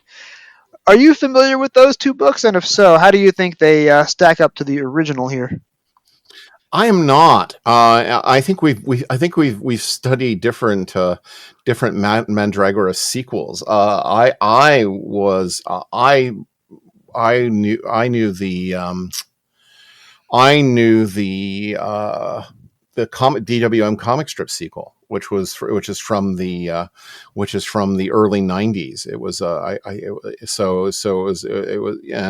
it sort of was kind of a very literal sequel to it, which sort of follows what the Doctor says at the end of this era, is that it will come back in 500 years. Well, geez, that's the end of the 20th century, Doctor. Oh yes, really. So it was a very nice century. Yeah. So it's a story written in the 1990s. That's contemporary. So it's a I think I have to say that I think there are a lot of villains from that era that are sequel worthy. I've never been super convinced that the Mandragora Helix needed to come back. I kind of feel like okay, there's not a lot. It's a malevolent ball of energy that wants to disrupt history. Okay, that's fine, but there's plenty of other kind of menaces that do that more interestingly. I'm not quite sure if I would ever build a novel around. There are lots of menaces from that era of Doctor Who I would bring back. I would bring back Eldrad in a heartbeat. I would live for a prequel to The Face of Evil. A sequel to The Masque of Mandragora interests me not one whit. The villain is very much suited to the time period where the story is set. This is a story about the intersection of superstition and science. It's an intersection between the gothic horror of season 13 and the hard sci-fi of the rest of season 14. Once you take Mandragora out of Renaissance Italy and you put them in 19th century China or 21st century Gary Russell in a book that has multiple references to the Sarah Jane Adventures, they're sort of out of place and they don't quite work. No, I don't think so either. And just kind of, it's interesting that they, I like I said, there are loads of. I am not like my co-author Stacey Smith, who feels like nothing should ever be sequelized and you should never use old monsters. But I am definitely kind of the opinion that, yeah, if we're going to use an old monster, let's use one that's got some legs and some interesting dynamics, or could be done in an interesting way. So, yes to Metabelin spiders, for instance. Yes to the Weirin, which I did enjoy Gary Russell's attempt at bringing them back. But in a joint novel with the Fomassi, of course, Placebo Effect. Placebo Effect, which is a much better novel than people give credit. And yes, I've planted that flag. I'm going to get mail for that one, I know. But I do think that the Mandragora Helix is not that monster for sure. I will say that 11th Tiger, which is the McEntee book, and Beautiful Chaos, which is the Guy book, they're both good books in their own right, and I would recommend them on other grounds. I just feel that Mandragora is best served in this time and place, in this TV serial, and in this novelization, and perhaps not elsewhere, no matter how good the intentions may be. That's possible. I mean, I still have Beautiful Chaos. It's one of the few EDAs and PDAs that made my cull when I got rid of them all last year. But because I haven't read it yet, and I thought, and I love Gary as a writer, so I will. So I do intend to read it. The 11th Tiger just never interested me, period. Because David McEntee writing about China just was like 7 degrees of nope for me. But but it's also a celebrity historical, so to speak, and I think it is written with the appropriate amount of respect, even though it's not his culture or his milieu, for want of a better word. But let's pivot away from criticizing other writers and let's turn back to the man of the hour for today's podcast. Graeme, how does one become Philip Hinchcliffe's biographer? That's a very good question. By accident, mostly. I had been friendly with Philip for a number of years. I interviewed him for my Doctor Who fanzine Enlightenment, which you talked about. I edited the Doctor Who Information Network's fanzine for a number of years, and then afterward, I sort of was a kind of a writer at large for it. And Philip was a guest at Gallifrey one year, and I approached him and said, "Would you mind if I interviewed you?" And he was really delighted with the interview, and delighted enough, delighted enough also that I actually knew his other work, and so I wasn't just talking about Doctor Who. I was a huge fan of Private Schultz, which is a comedy that he made set in World War II about. I think is actually based on real events, but it was sort of exaggerated, about a German attempt to counterfeit the British pound during the war and attempt to sort of devalue the currency. It's done as a pure comedy, and Ian Richardson is in it, and he plays like 4 roles in it. so it's just amazing, and Philip did and Phil produced it, and I think Philip was charmed that I was a fan of it, and I watched it on Masterpiece Theater, of course, in the 80s. And so, yeah, we got to talking, and I invited him to come to Toronto for along with my friend Mike, for an event that was being held in Toronto, where we interviewed him at a special Doctor Who event, and we showed him around, and we've been friendly for years, and at some point, I think I gave him a copy of my biography of Sidney Newman, and I think he was in separate conversations with Cutaway Press about trying to update. There's a book that was put up by Boxtree by Adrian Ragglesford called the Classic Who, the Hinchcliffe Years, and that book actually had. As its primary source, Philip basically, I guess, was on vacation in Spain, and every night he watched one of his stories that he did when he produced, and then he just recorded onto a tape recorder what he remembered about making it. And so this is Philip in the early 90s doing this. So this would be about 93 or so. So it's only about within about 18 or 19 years of when he made, I guess 15 or 16 years of when my math is terrible. 15 or 16 years when he initially made those stories. And so he was very, so he still had all those tapes. And so I think, Gareth Kavanagh, who's the publisher at Cutaway Press, who do a lot of the really good Doctor Who comics that have been coming out lately, he sort of said, well, would you be interested in doing another version of that? And Philip said no, but I think it would be good if we could get if we could update it and use that as sort of the basis of it, but maybe update it some and sort of make a better biography. So he suggested me because he really liked the Newman book, and so I got put in the frame, and Philip called me up and said, "Would you be interested in doing this?" I'm like, interested in doing it. Sure, that'd be great. Check my schedule, yeah. Check my schedule. Yeah, yes. So I quickly said yes, and of course, then the pandemic happened, and all the sort of prep work I was going to do sort of got thrown into hold. So I ended up doing a lot of the interviewing I was going to do.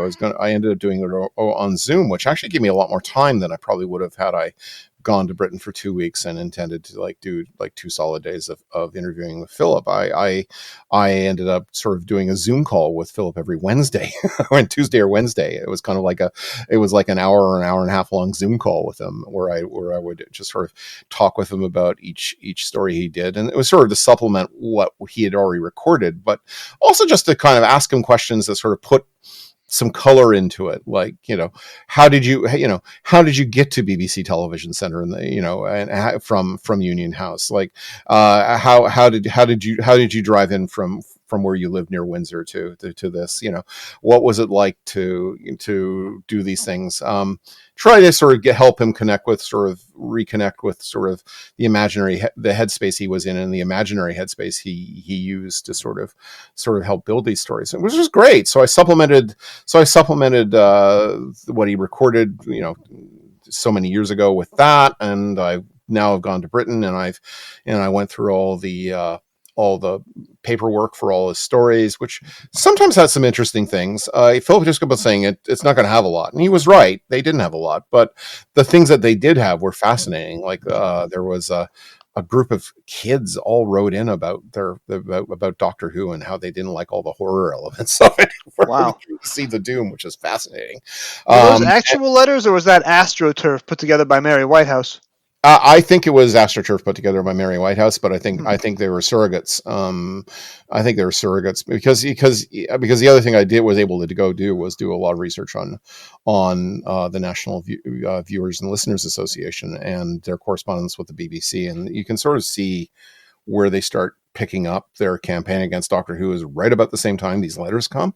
So yeah, it was fascinating stuff. So yeah, now I'm just sort of doing the writing of it, which is a lot of fun, and just sort of, and there's still some interviews I need to do with Philip. I've also interviewed a bunch of other people just to sort of get their opinions on Philip and his work. I interviewed contemporaries of him that worked at the BBC. I interviewed Roger Murray Leach, who's an old friend. I interviewed Stephen Moffat before it, who was very gracious to chat with me about it. So yeah, it's been I interviewed Louise Jameson and Tom Baker. Tom Baker was a very short interview, and it was, and I can now say I did it in the toilet of a train, because it was the quietest room that I could do an interview. I was on a train from London to Manchester, and it was the quietest space I could find on the train to do. So yeah, that was an interesting 5 minutes of my life. And Louise Jameson is without a doubt the nicest interview I've ever had in my entire life. So she was charming and lovely and really gracious, and then wrote me a thank you letter afterward. And I'm just like, she wrote you a thank you letter? She wrote me a thank you letter. I'm going, why? It's supposed to go the other way around. It's the other way. Yeah, it's really definitely the other way around. Yeah, she was. So yeah. So it's going to be a great book when it comes out. and it's being designed to be a kind of coffee table sized book, kind of about the size of Gary Russell's Regeneration. I was kind of where I took the inspo from. It was very inspo. God, I sound so terrible. I sound so. I've been reading too many design newsletters. Inspiration from Gary Russell's book about the development of Paul McGann movie, which is sort of very lavishly illustrated, but good sized text, a good amount of text. So it'll be a great book. I know I have a copy of Head of Drama, your Sidney Newman book, graciously autographed by yourself, and that is a very wide book, taking up a disproportionate amount of shelf space. I may need a new bookcase entirely for the Hinchcliffe book. It's possible. I mean, I'm sorry to be creating a new wing in your library, but on the other hand, not sorry. It's my spouse who will have more of an issue with that, but I will do the appropriate negotiations when the time comes. This will be a must-have book. I will say that one of my favorite Easter eggs in all of the original classic series DVDs is the one on the Planet of Evil DVD, where Philip is sitting there with the file, Planet of Evil, and narrating the file as he goes. And that's a fascinating idea, and he's a wonderful host for that segment. So it's great to think of a book that has even more of that, because you were actually in the archives and you would have had a folder for each of his 16 serials. I did, and there is some interesting stuff. I managed to find, and I'm sure this has made it on. I'm sure this has made it onto the DVD and the Blu-ray. I just didn't obviously check the PDF features, but it includes several like design drawings by Roger Murray Leach for like the Centauran fleet. It was like a painted matte shot for the Centauran fleet, which is really cool. And that's still in the production documents of all things. I'm like, wow, how did this wind up here? And there's some designs for the guns and designs for the robot that was used in the Centauran experiment. It's wild what's in some of these files for sure. And it was just nice. I mean, the first one I opened up was Pyramids of Mars, which is the first Doctor Who story I ever saw, and my favorite and the best. And so it was fascinating to sort of be connected to that kind of era of the past, even if it was just, Philip saying, yeah, we tried Lewis Griefer, it didn't work. And we need Robert Holmes to go write it. So please give us permission. Thank you. Just to go beyond Masque for a minute, just to clarify a point that John Blum and Kate Orman and I discussed last week with regards to Talons of Weng Chiang. If you were looking at the file for that story, I'm curious if in between that story being broadcast, April 77, and the Terrence Dicks novelization coming out 7 months later, November 77, I'm wondering if there were contemporary complaints from any target groups about the portrayal of certain ethnic minorities in that story, or did that develop much later on in years? That did not happen at all. That was not in the file. That came actually later. The first real complaint about its depiction of the Chinese came about in Canada. It came about in 1980. What happened was that Doctor Who was airing on the provincial public television station here in Ontario,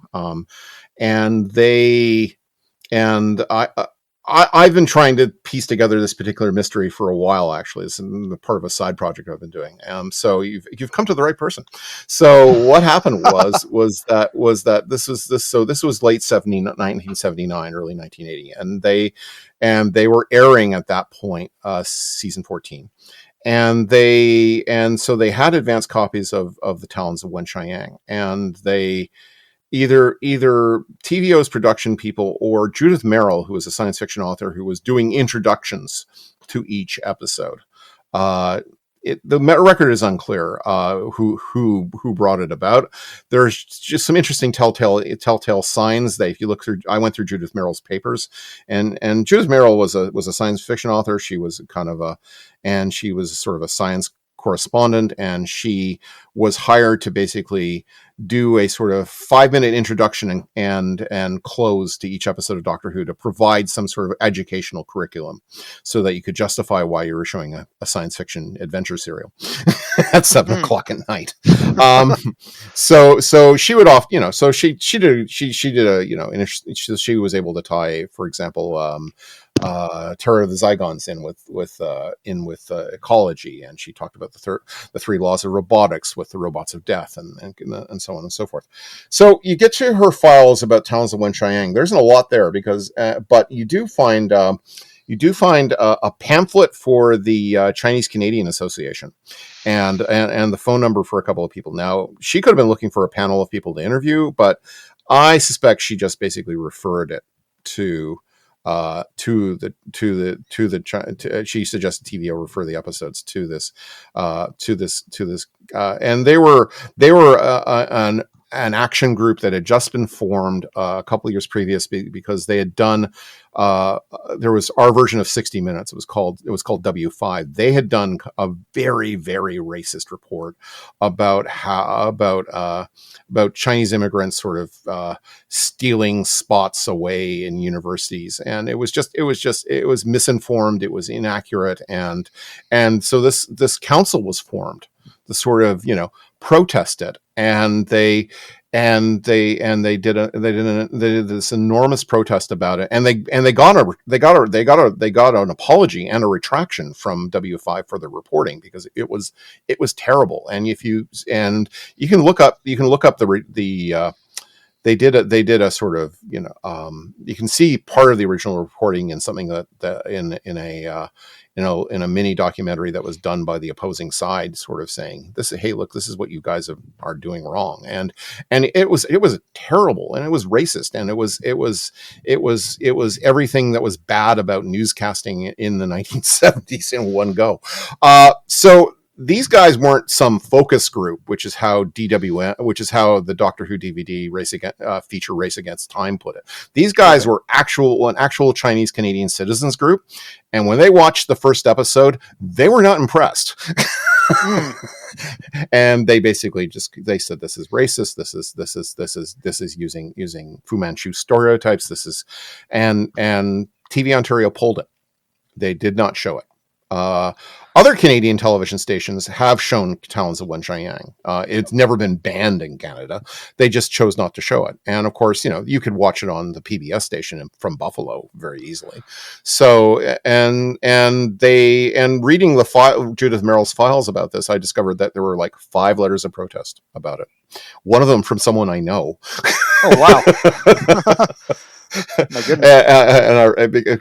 But otherwise, it was not commented upon, generally speaking. That made it into the file. That protest made it into the file, and there was some back and forth about it. But no one really made notice of it back in terms of contemporary British views, as near as I can tell. But yeah, that was the first time. That was 1980. That was only 3 years after it aired. So it isn't that long ago.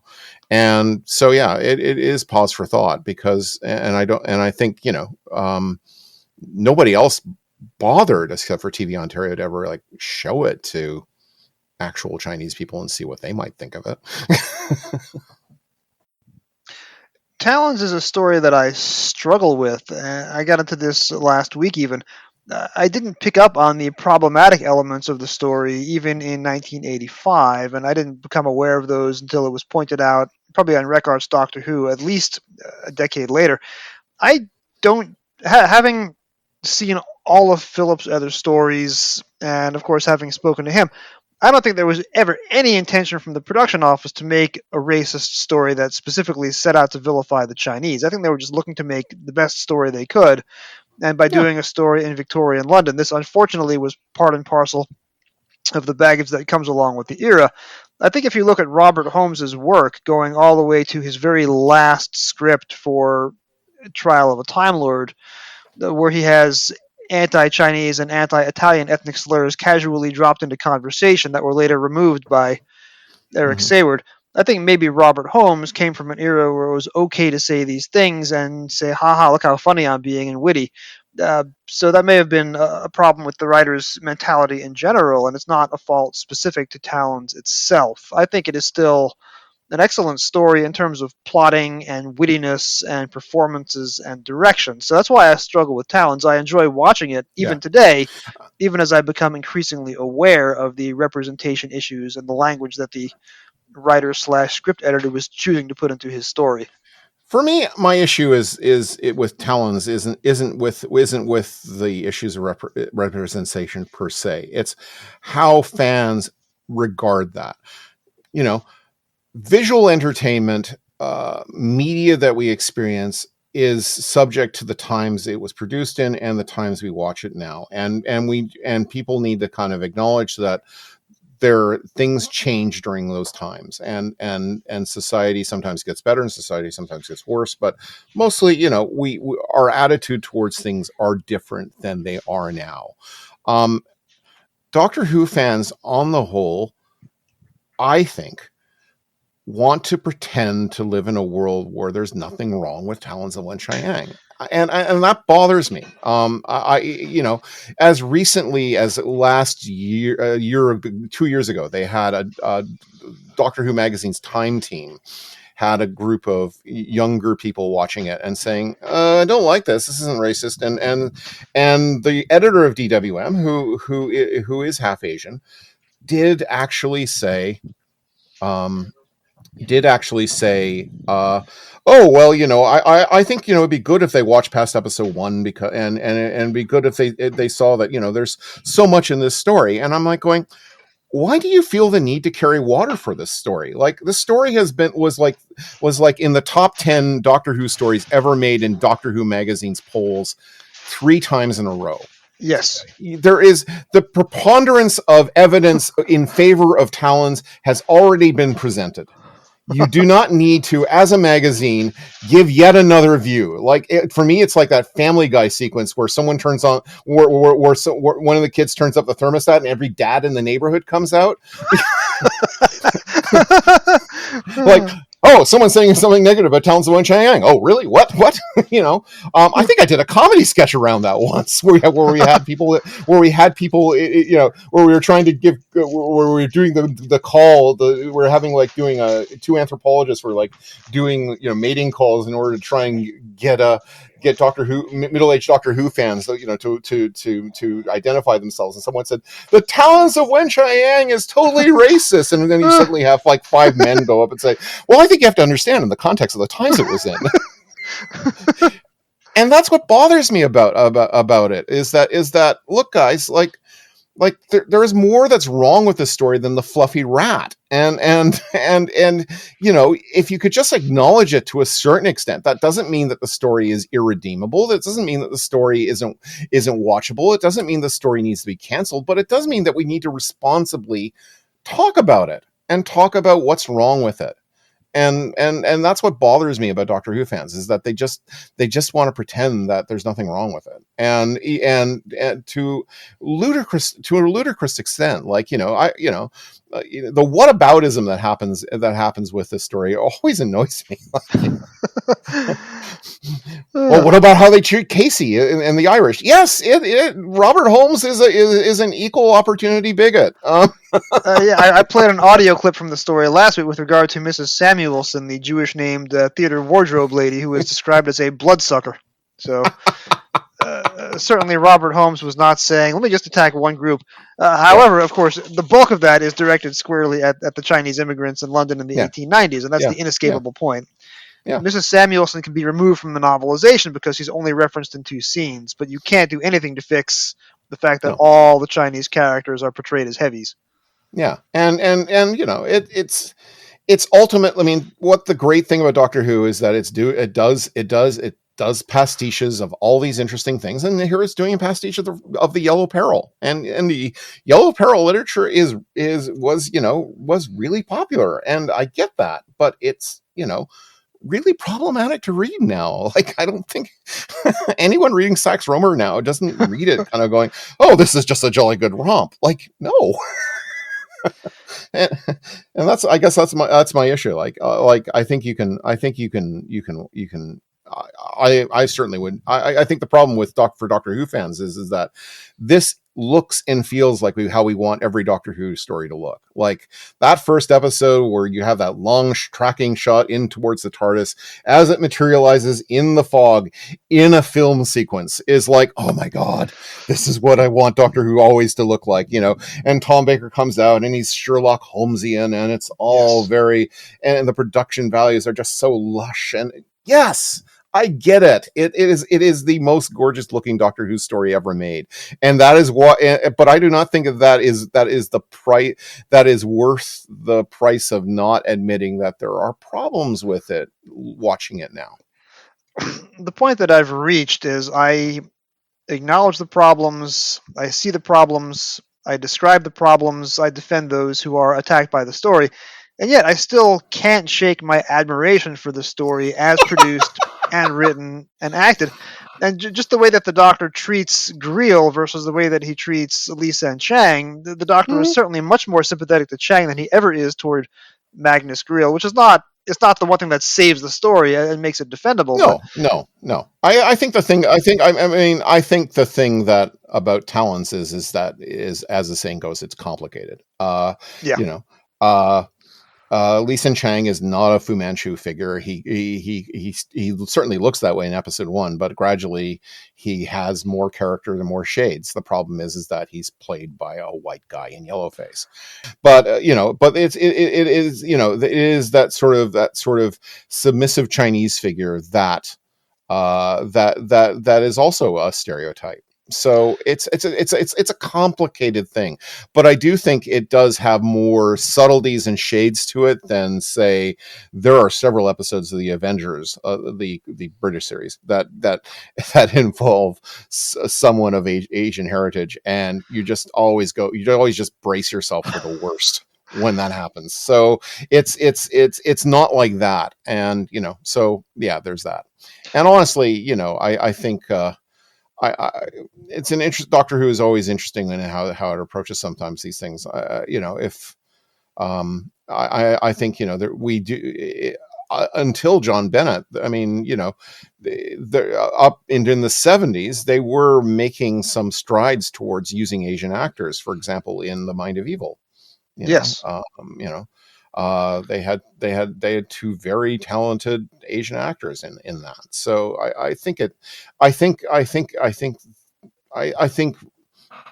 things are not things are very complicated, and it's not as simple as it seems. I just want us to admit that there's complexity. Yes, and I will point out that one of the Asian actors in Mind of Evil was married to the writer of The Mind of Evil.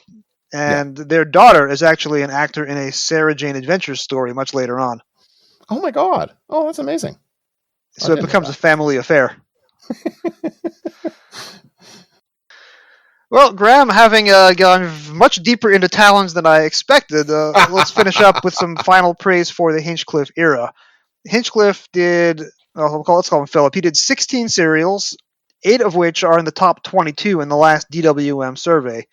If we're going to do a new DWM survey 8 years later with several more years of the show, maybe some of those will fall out of the top 22. But let's say charitably that 8 of these 16 Hinchcliffe series are still top 30 or top 40 all time, which is a remarkable level of success. And I think it's certainly fair to say that much of that goes to Philip for shepherding the era and coming up with a lot of the ideas for the stories and being such a champion of the era even now, having written 3 of the novelizations and coming back to discuss them on all of the DVDs and Blu-ray range. What else can we say about the Hinchcliffe era looking back in retrospect? My pitch about the Hinchcliffe years is that it's sort of the period when Doctor Who becomes an actual. It becomes kind of a popular TV show, and it becomes a very populous TV show. I mean, the show was already popular. The show was already a fixture of Saturday nights. But in the Hinchcliffe era, it suddenly said, well, why can't Doctor Who be as well-made and well-produced as the classic serial or other, British dramas that were on at that time? And I think it was, I think there was I think Doctor Who sort of had its own sort of interesting subgenre it was in for like the previous 12 or so years before Philip came around. And I think Philip came with a mentality of, well, why can't it just look as good and be as good and sort of have the same, strengths as regular dramas do? And I think the interesting thing that I always go on about with the Hinchcliffe years is that if you look at the lighting in the Barry Letts years, and Barry Letts was a talented producer. Do not get me wrong. Barry Letts is one of my favorite people in all of Doctor Who, and amazing writer, and amazing director, and amazing producer. But if you look at the stories that were made in the Pertwee era, they're all very flat lit. They all have very they're very colorful sets. But all of a sudden, when Hinchcliffe comes, you suddenly have lots of darks and browns, and suddenly the lighting is much more dramatic, and that's because he went to the trouble of actually talking to the lighting people. That's not to say that Barry and his directors didn't, but I think he was much more into I want it to look like this. I want it to look as good as this. And he really went for directors that were willing to try and he wanted to make it look more filmic, and he wanted to make it look more like other TV dramas, not necessarily. And I think that's an important thing. And he wanted it written with that same kind of rigor. And I think that, you think about, this is, the cheap episode of the season, the one that doesn't involve a monster but is the Masque of Mandragora, which is shot on location in Portmeirion. Yes. which even if it is North Wales, still involves a hell of a lot of transport and keeping people overnight and expenses.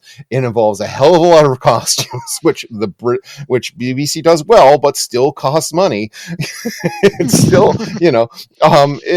it still has a lot. It still costs way more than I would say the cheap show of the following season, or the cheap show of say season 9. So yeah. You raise a very good point about the directors and the look of the Hinchcliffe years. This is when David Maloney does his last work for the program. It's where Rodney Bennett does his last work for the program. It's where Douglas Camfield does his last work for the program. And then during the following era, when you have the Norman Stewarts and the George Spenton Fosters and the Alan Bromleys coming in, I have a soft spot and I have a lot to say in defense of the Graham Williams era, and I will say it as those books start trickling in. Horror of Fang Rock is only a few books away. But I think both Letts and Hinchcliffe excel among everybody before and after them because they made stories that they wanted to tell. They had very specific things they wanted to say, and they both used Doctor Who as a bully pulpit for their ideas. Whereas with Graham Williams, and then to a much greater extent with John Nathan Turner, they were just putting on light entertainment. There's nothing personal about the Williams era, and especially about the JNT era. He had guest stars that he wanted to put in JNT, but he didn't have stories that he wanted to tell. Whereas you have this amazing 8-year run between Spearhead and Talons, where almost every story is a gem, and even the bad stories are good. Because there's just such effort and a unified production team working together in lockstep. You have the best directors, the best producers, the best story editors, Terrence Dix and Robert Holmes.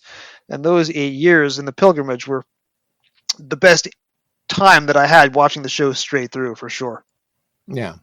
I think it's for me. I just love the look and feel of it, and I love that it sort of. It's sort of like the best of Doctor Who in that it takes itself so seriously and takes nothing seriously at the same time, and I love that element of it. And I think it also just latched on to, and this is more Holmes than I think Hinchcliffe, but I think Hinchcliffe ran with it, is that it latched onto this notion that genre is such an important element in Doctor Who's arsenal that you can filch from other genres, and you can adapt other stories for Doctor Who. Doctor Who back Doctor Who. I mean, the Pertwee era is one of my all-time favorite eras of Doctor Who. Don't get me wrong, but doing Robin Hood is very different than we're going to do the Masque of Red Death this week. We're going to do the Hands of Warlock next week. We're going to do we're going to do Canticle for Leibowitz the following in 8 weeks time, and then we're going to do Murder on the Orient Express, but with robots. I think, and then we'll do Fu Manchu. That is a very different style of doing Doctor Who, and I think Doctor Who will always never quite get away from that ever again. In many ways. Graeme, I've taken up much more of your day than I expected. This has been a lot of fun. Thank you so much for coming in. Happy to do it. This is a lot of fun.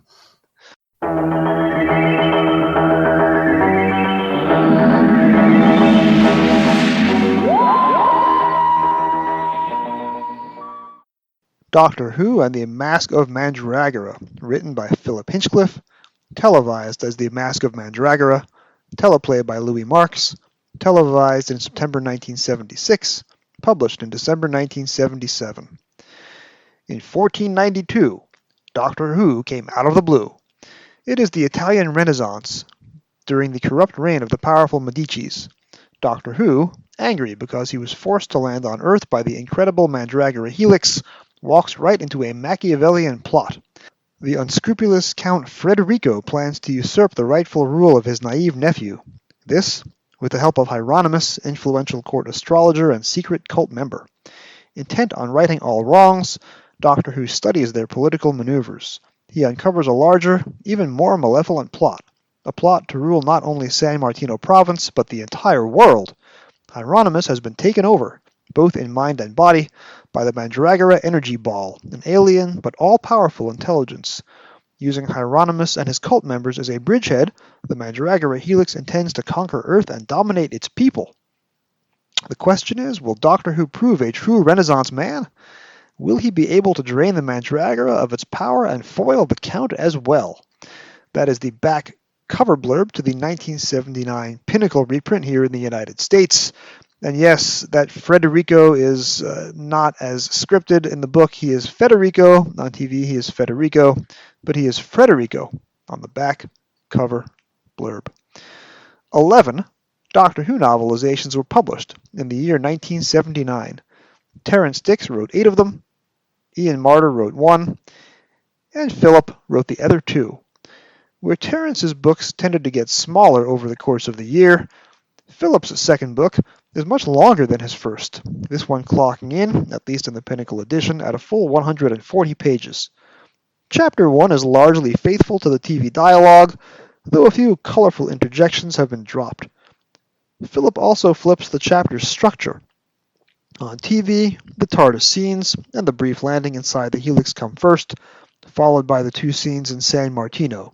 In the book, San Martino comes first, and the chapter ends with the TARDIS and helix material. The most significant change is a matter of measurement. Coming from the author who gave us Tom Baker's 1976 body weight in the Seeds of Doom novelization, on TV, Sarah here says she's 5'4".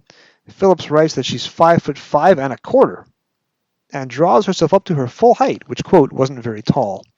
Later on in Chapter 11, the Fourth Doctor is referred to as having a bulky frame, by the way. Unlike in Seeds of Doom, Philip here is giving us the whole story, scene for scene, and with a rich vocabulary. This is clearly not Terrance Dicks-style fiction. Philip is telling the story, and not offering Terrance's trademark sardonic running commentary. Literally the only change in Chapter 2 from the corresponding TV scenes is that Sarah eats grapes and peaches off the 15th century trees, rather than oranges. Chapter 3 extends the scene where the Doctor is interrogated by Hieronymus before Count Federico. For a story that has an awful lot in common with Hamlet, here the Doctor recognizes a vial of rat poison held in Federico's court, and comments on it, and young Duke Giuliano, who's come to observe the interrogation, overhears the business about the poison, and questions his uncle on it later. None of that rat poison business is on TV, but it plays in, of course, to the Count having murdered the old Duke, Giuliano's father, just as the story begins, and with his having previously vowed to poison Giuliano himself, earlier in Part 1. Philip's description of the Doctor's planned execution at the Part 1 cliffhanger, and with a dip inside the Doctor's head at this fearful moment, is quite lovely. Page 33 in the Pinnacle edition. The Doctor halted in front of the block, and the drumming ended abruptly. He looked around at the sea of faces. Their expressions were curious, eager, fearful, that peculiar mixture of emotions which always accompanies moments of spectacle and violence. He raised his eyes above the crowd to the trees and hills beyond. The sky was a beautiful pale blue, fingered with red. How ironic, thought the Doctor, that he was to lose his life in this little backwater of human existence. Earth, the planet he had come to know and love as a second home, was about to dispense with his services forever. That was unless he could pull off the impossible, and somehow this time the odds seemed stacked too firmly against him. Chapter 4 rearranges the scenes in slightly different order and cuts one brief scene of two guards discussing a charred corpse, but otherwise keeps the TV material intact and gives Giuliano some extra dialogue about his interest in the new learning. The one guard complaining about the catacombs to his pal Giovanni doesn't have a Cockney accent in print as he does on TV. The Doctor finds Sarah in the catacombs by his, quote, Time Lord intuition, sixth sense, or telepathic power. Oh wait, check that. There is one big addition in Chapter 4. When the Doctor and Sarah are captured by Giuliano's guards at the end of the chapter, Sarah quotes Ringo Starr from A Hard Day's Night. Come in, number 7. Your time's up. Have to admit, was not expecting to find a Beatles quote in here. Chapter 5 goes in TV order, interrupted on TV only by a scene, broken off from the Chapter 4 material, of the Helix Energy concluding its initial interview with Hieronymus. The only sentence in this chapter you won't find on TV is Sarah rubbing her sore wrists and complaining, "Whatever happened to that old-time Italian courtesy?" A line that seems better left unsaid. Chapter 6 omits one extraneous scene between Hieronymus and the cult of Demnos high priest, where Hieronymus admits that the voice of Mandragora has spoken to him long before the Helix's arrival in San Martino. It's a good scene on TV between two actors whose association with Doctor Who dates back to the Troughton era, but it has no regulars and doesn't advance the plot, so the book doesn't lose much by its absence. Chapter 6 is instead defined by 3 interesting sentences. 1. Sarah reflecting on the Doctor's odd bursts of energy. Quote, she had come to recognize times when it was best not to interfere, when the Doctor seemed guided by inner forces not fully understandable to humans. This was one of those occasions. Second, the outlines of a devious stratagem began to formulate in his head. Now that's a line with vocabulary that you're not going to find in most 21st century middle grade fiction. And lastly, as Giuliano spoke in his soft, firm voice, she, Sarah, also realized she found him very attractive. The fact that 500 years of history lay between them, and not just a few feet of grass, only heightened the peculiar fascination the young prince was beginning to exert on her. The classic series, I don't need to tell you, was an era of platonic friendships and not much romance. Masque of Mandragora is typical of a long, long run of Season 13 and Season 14 stories, many of which we've discussed on the show over the past several episodes, in which Sarah is the only female character in the entire cast. So this sentence seems a bit out of place, much more Philip Hinchcliffe than Robert Holmes. Even flash-forwarding 30-plus years to the RTD era, Sarah Jane wasn't given much to feelings of passion. When Giuliano sees her dressed for the mask in the Chapter 11 material, he is instantly smitten, though Philip also writes that Sarah, quote, seemed oblivious to the effect she had caused. Oh well. Those two never did get married. Spoiler alert. One of the things I love about Masque, one of many things, is John Lorimer's performance as the evil Count Federico. Yes, it's a one-note character, without any fleeting redeeming moment anywhere, but Lorimer plays it as the strongest possible note, helped by rich polysyllabic insults worthy of the great Robert Holmes himself, as we played earlier, like, quote, that fox-faced old blowhard. Chapter 7 extends one of his rants, delivered to his scar-faced Captain Rossini, far beyond what we heard on television. All right? Yes, thank you, Doctor. Good. Let's go see what happened to Sarah. Well, not through there. What? Those catacombs are endless. Giuliano, you're not afraid, are you? Afraid? Oh, no. That's funny. Most people would be. Come on. Chapter 8 contains the kernel of this Dr. Giuliano exchange, though is sadly lacking the Doctor's TV parting shot. Most people would be. It does contain the entire scene where the Doctor realizes that Sarah Jane must be hypnotized because she asked an intelligent question. But Louis Marks never did give his female companions the best material, even going all the way back to 1964 on Planet of Giants. But Philip blunts the impact of that scene a few passages later by reversing the observation. Quote, "The Doctor shot a glance at Sarah. She did not seem particularly interested or impressed, not like her usual curious self." Followed on Pinnacle, pages 89 and 90, by the Doctor internally explaining how he's realized that Sarah's hypnosis can only mean that Hieronymus is both the leader of the cult of Demnos and Mandragora's conduit on 15th century Earth. Philip also in the book gives Marco some good internal thought processes. Tim Pigott-Smith on TV had the most impressive voice of all time, and he narrated the audiobook of this novelization, but he didn't have much to do as a character, until we get this POV scene on page 83 of the Pinnacle edition. Quote, "Marco inwardly recoiled at Federico's name. For years he had nursed a growing fear of the Count's evil ambitions. More than once he had had to interpose on Giuliano's behalf when Federico's poisonous lies had threatened to turn the old Duke against his son.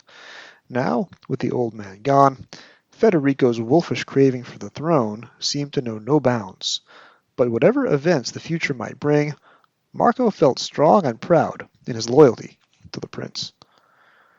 For a serial that, not as if it needed the help, gained an extra boost from its location footage and Rodney Bennett's direction, Hinchcliffe leans into the visuals in the book, and also the poignancy of the characters' inner minds.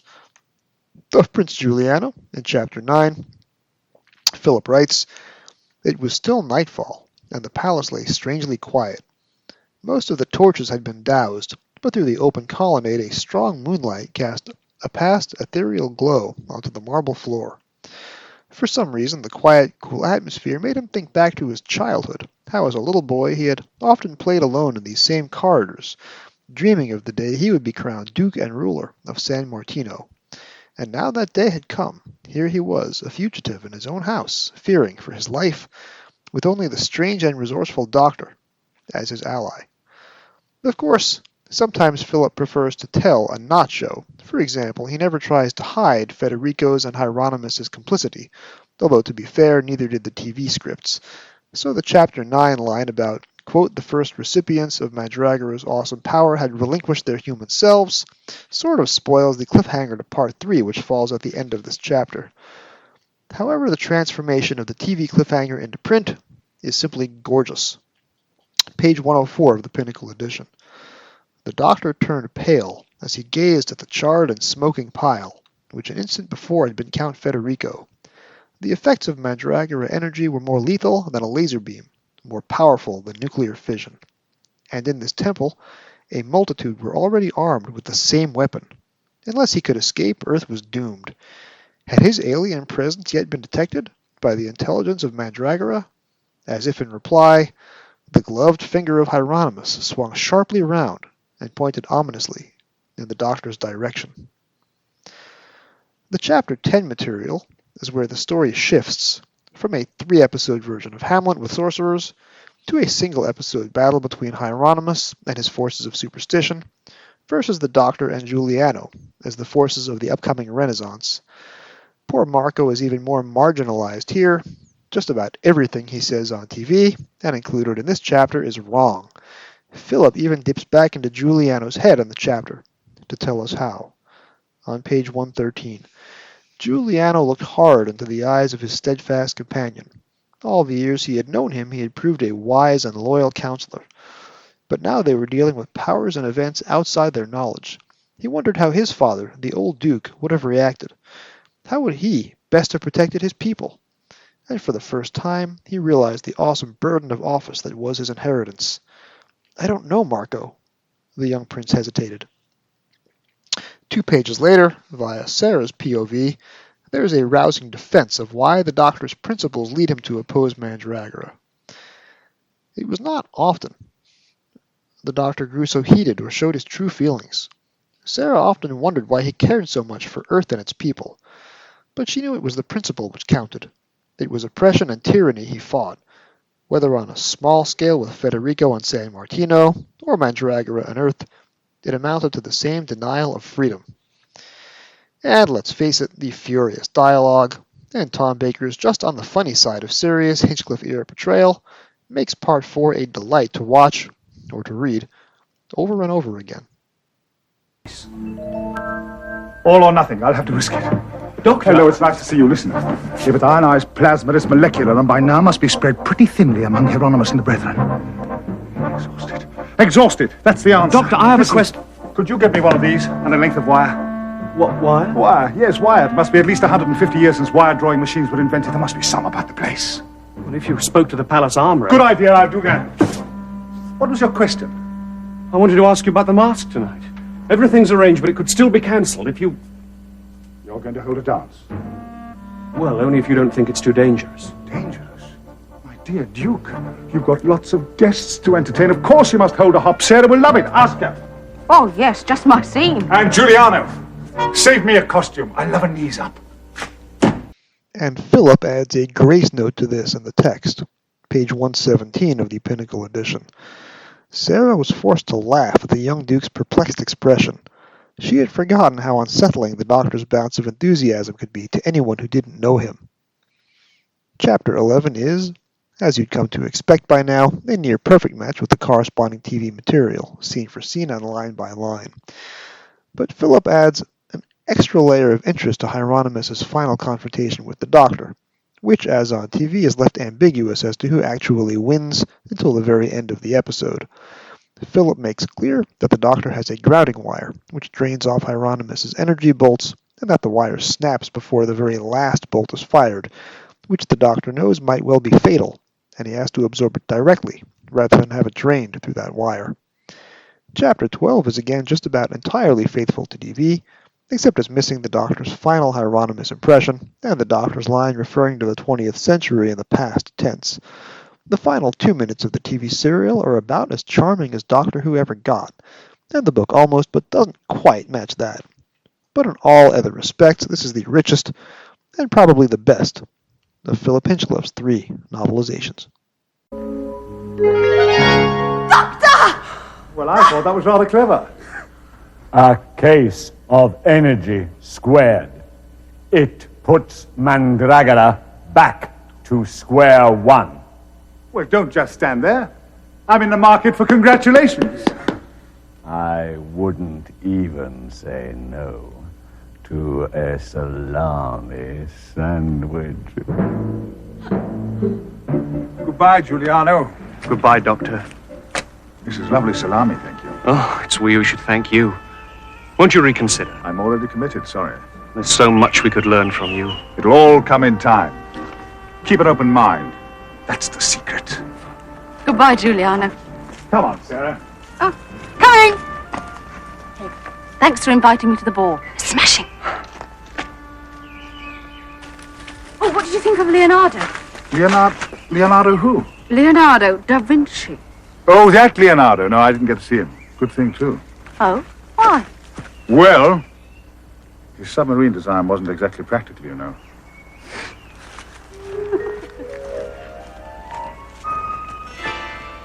Oh, poor Giuliano. He looked so wistful. Yes. Will he have any more trouble from Mandragora? No, he won't, but the Earth will. Their constellation will be in position to try again in about 500 years. 500 years, that takes us to just about the end of the 20th century. That's right. Now, that was an interesting century. What do you mean, what? Come on.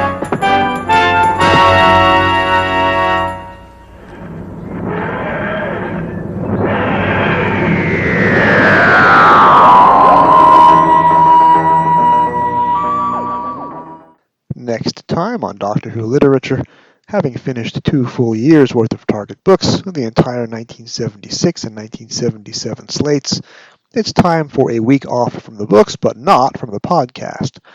Instead, we're very happy to be hosting a full interview with the writer behind the Escape to Danger blog, which, with its weekly posts on the Target novelizations, also in publication order, helping to keep all of us sane during the pandemic, served as one of the many inspirations behind this podcast. Next week on Doctor Who Literature. Thank you for joining me on another episode of the Doctor Who Literature Podcast. Special thanks to my special guests, Philip Hinchcliffe and Graeme Burk. I'm Jason, your host and editor and co-producer. This episode was produced by David Barsky, except the David Barsky impression was performed by Graeme Burk. Doctor Who Literature is not associated with DraftKings, and any reference to DraftKings is satirical. This podcast can be found on most of your podcast apps of choice.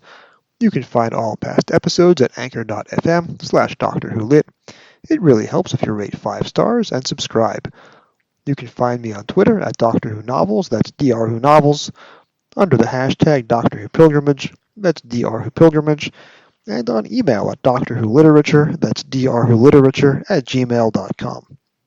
Please drop me a line with your comments, questions, and suggestions. Thank you for listening, and whatever you do, keep turning the pages.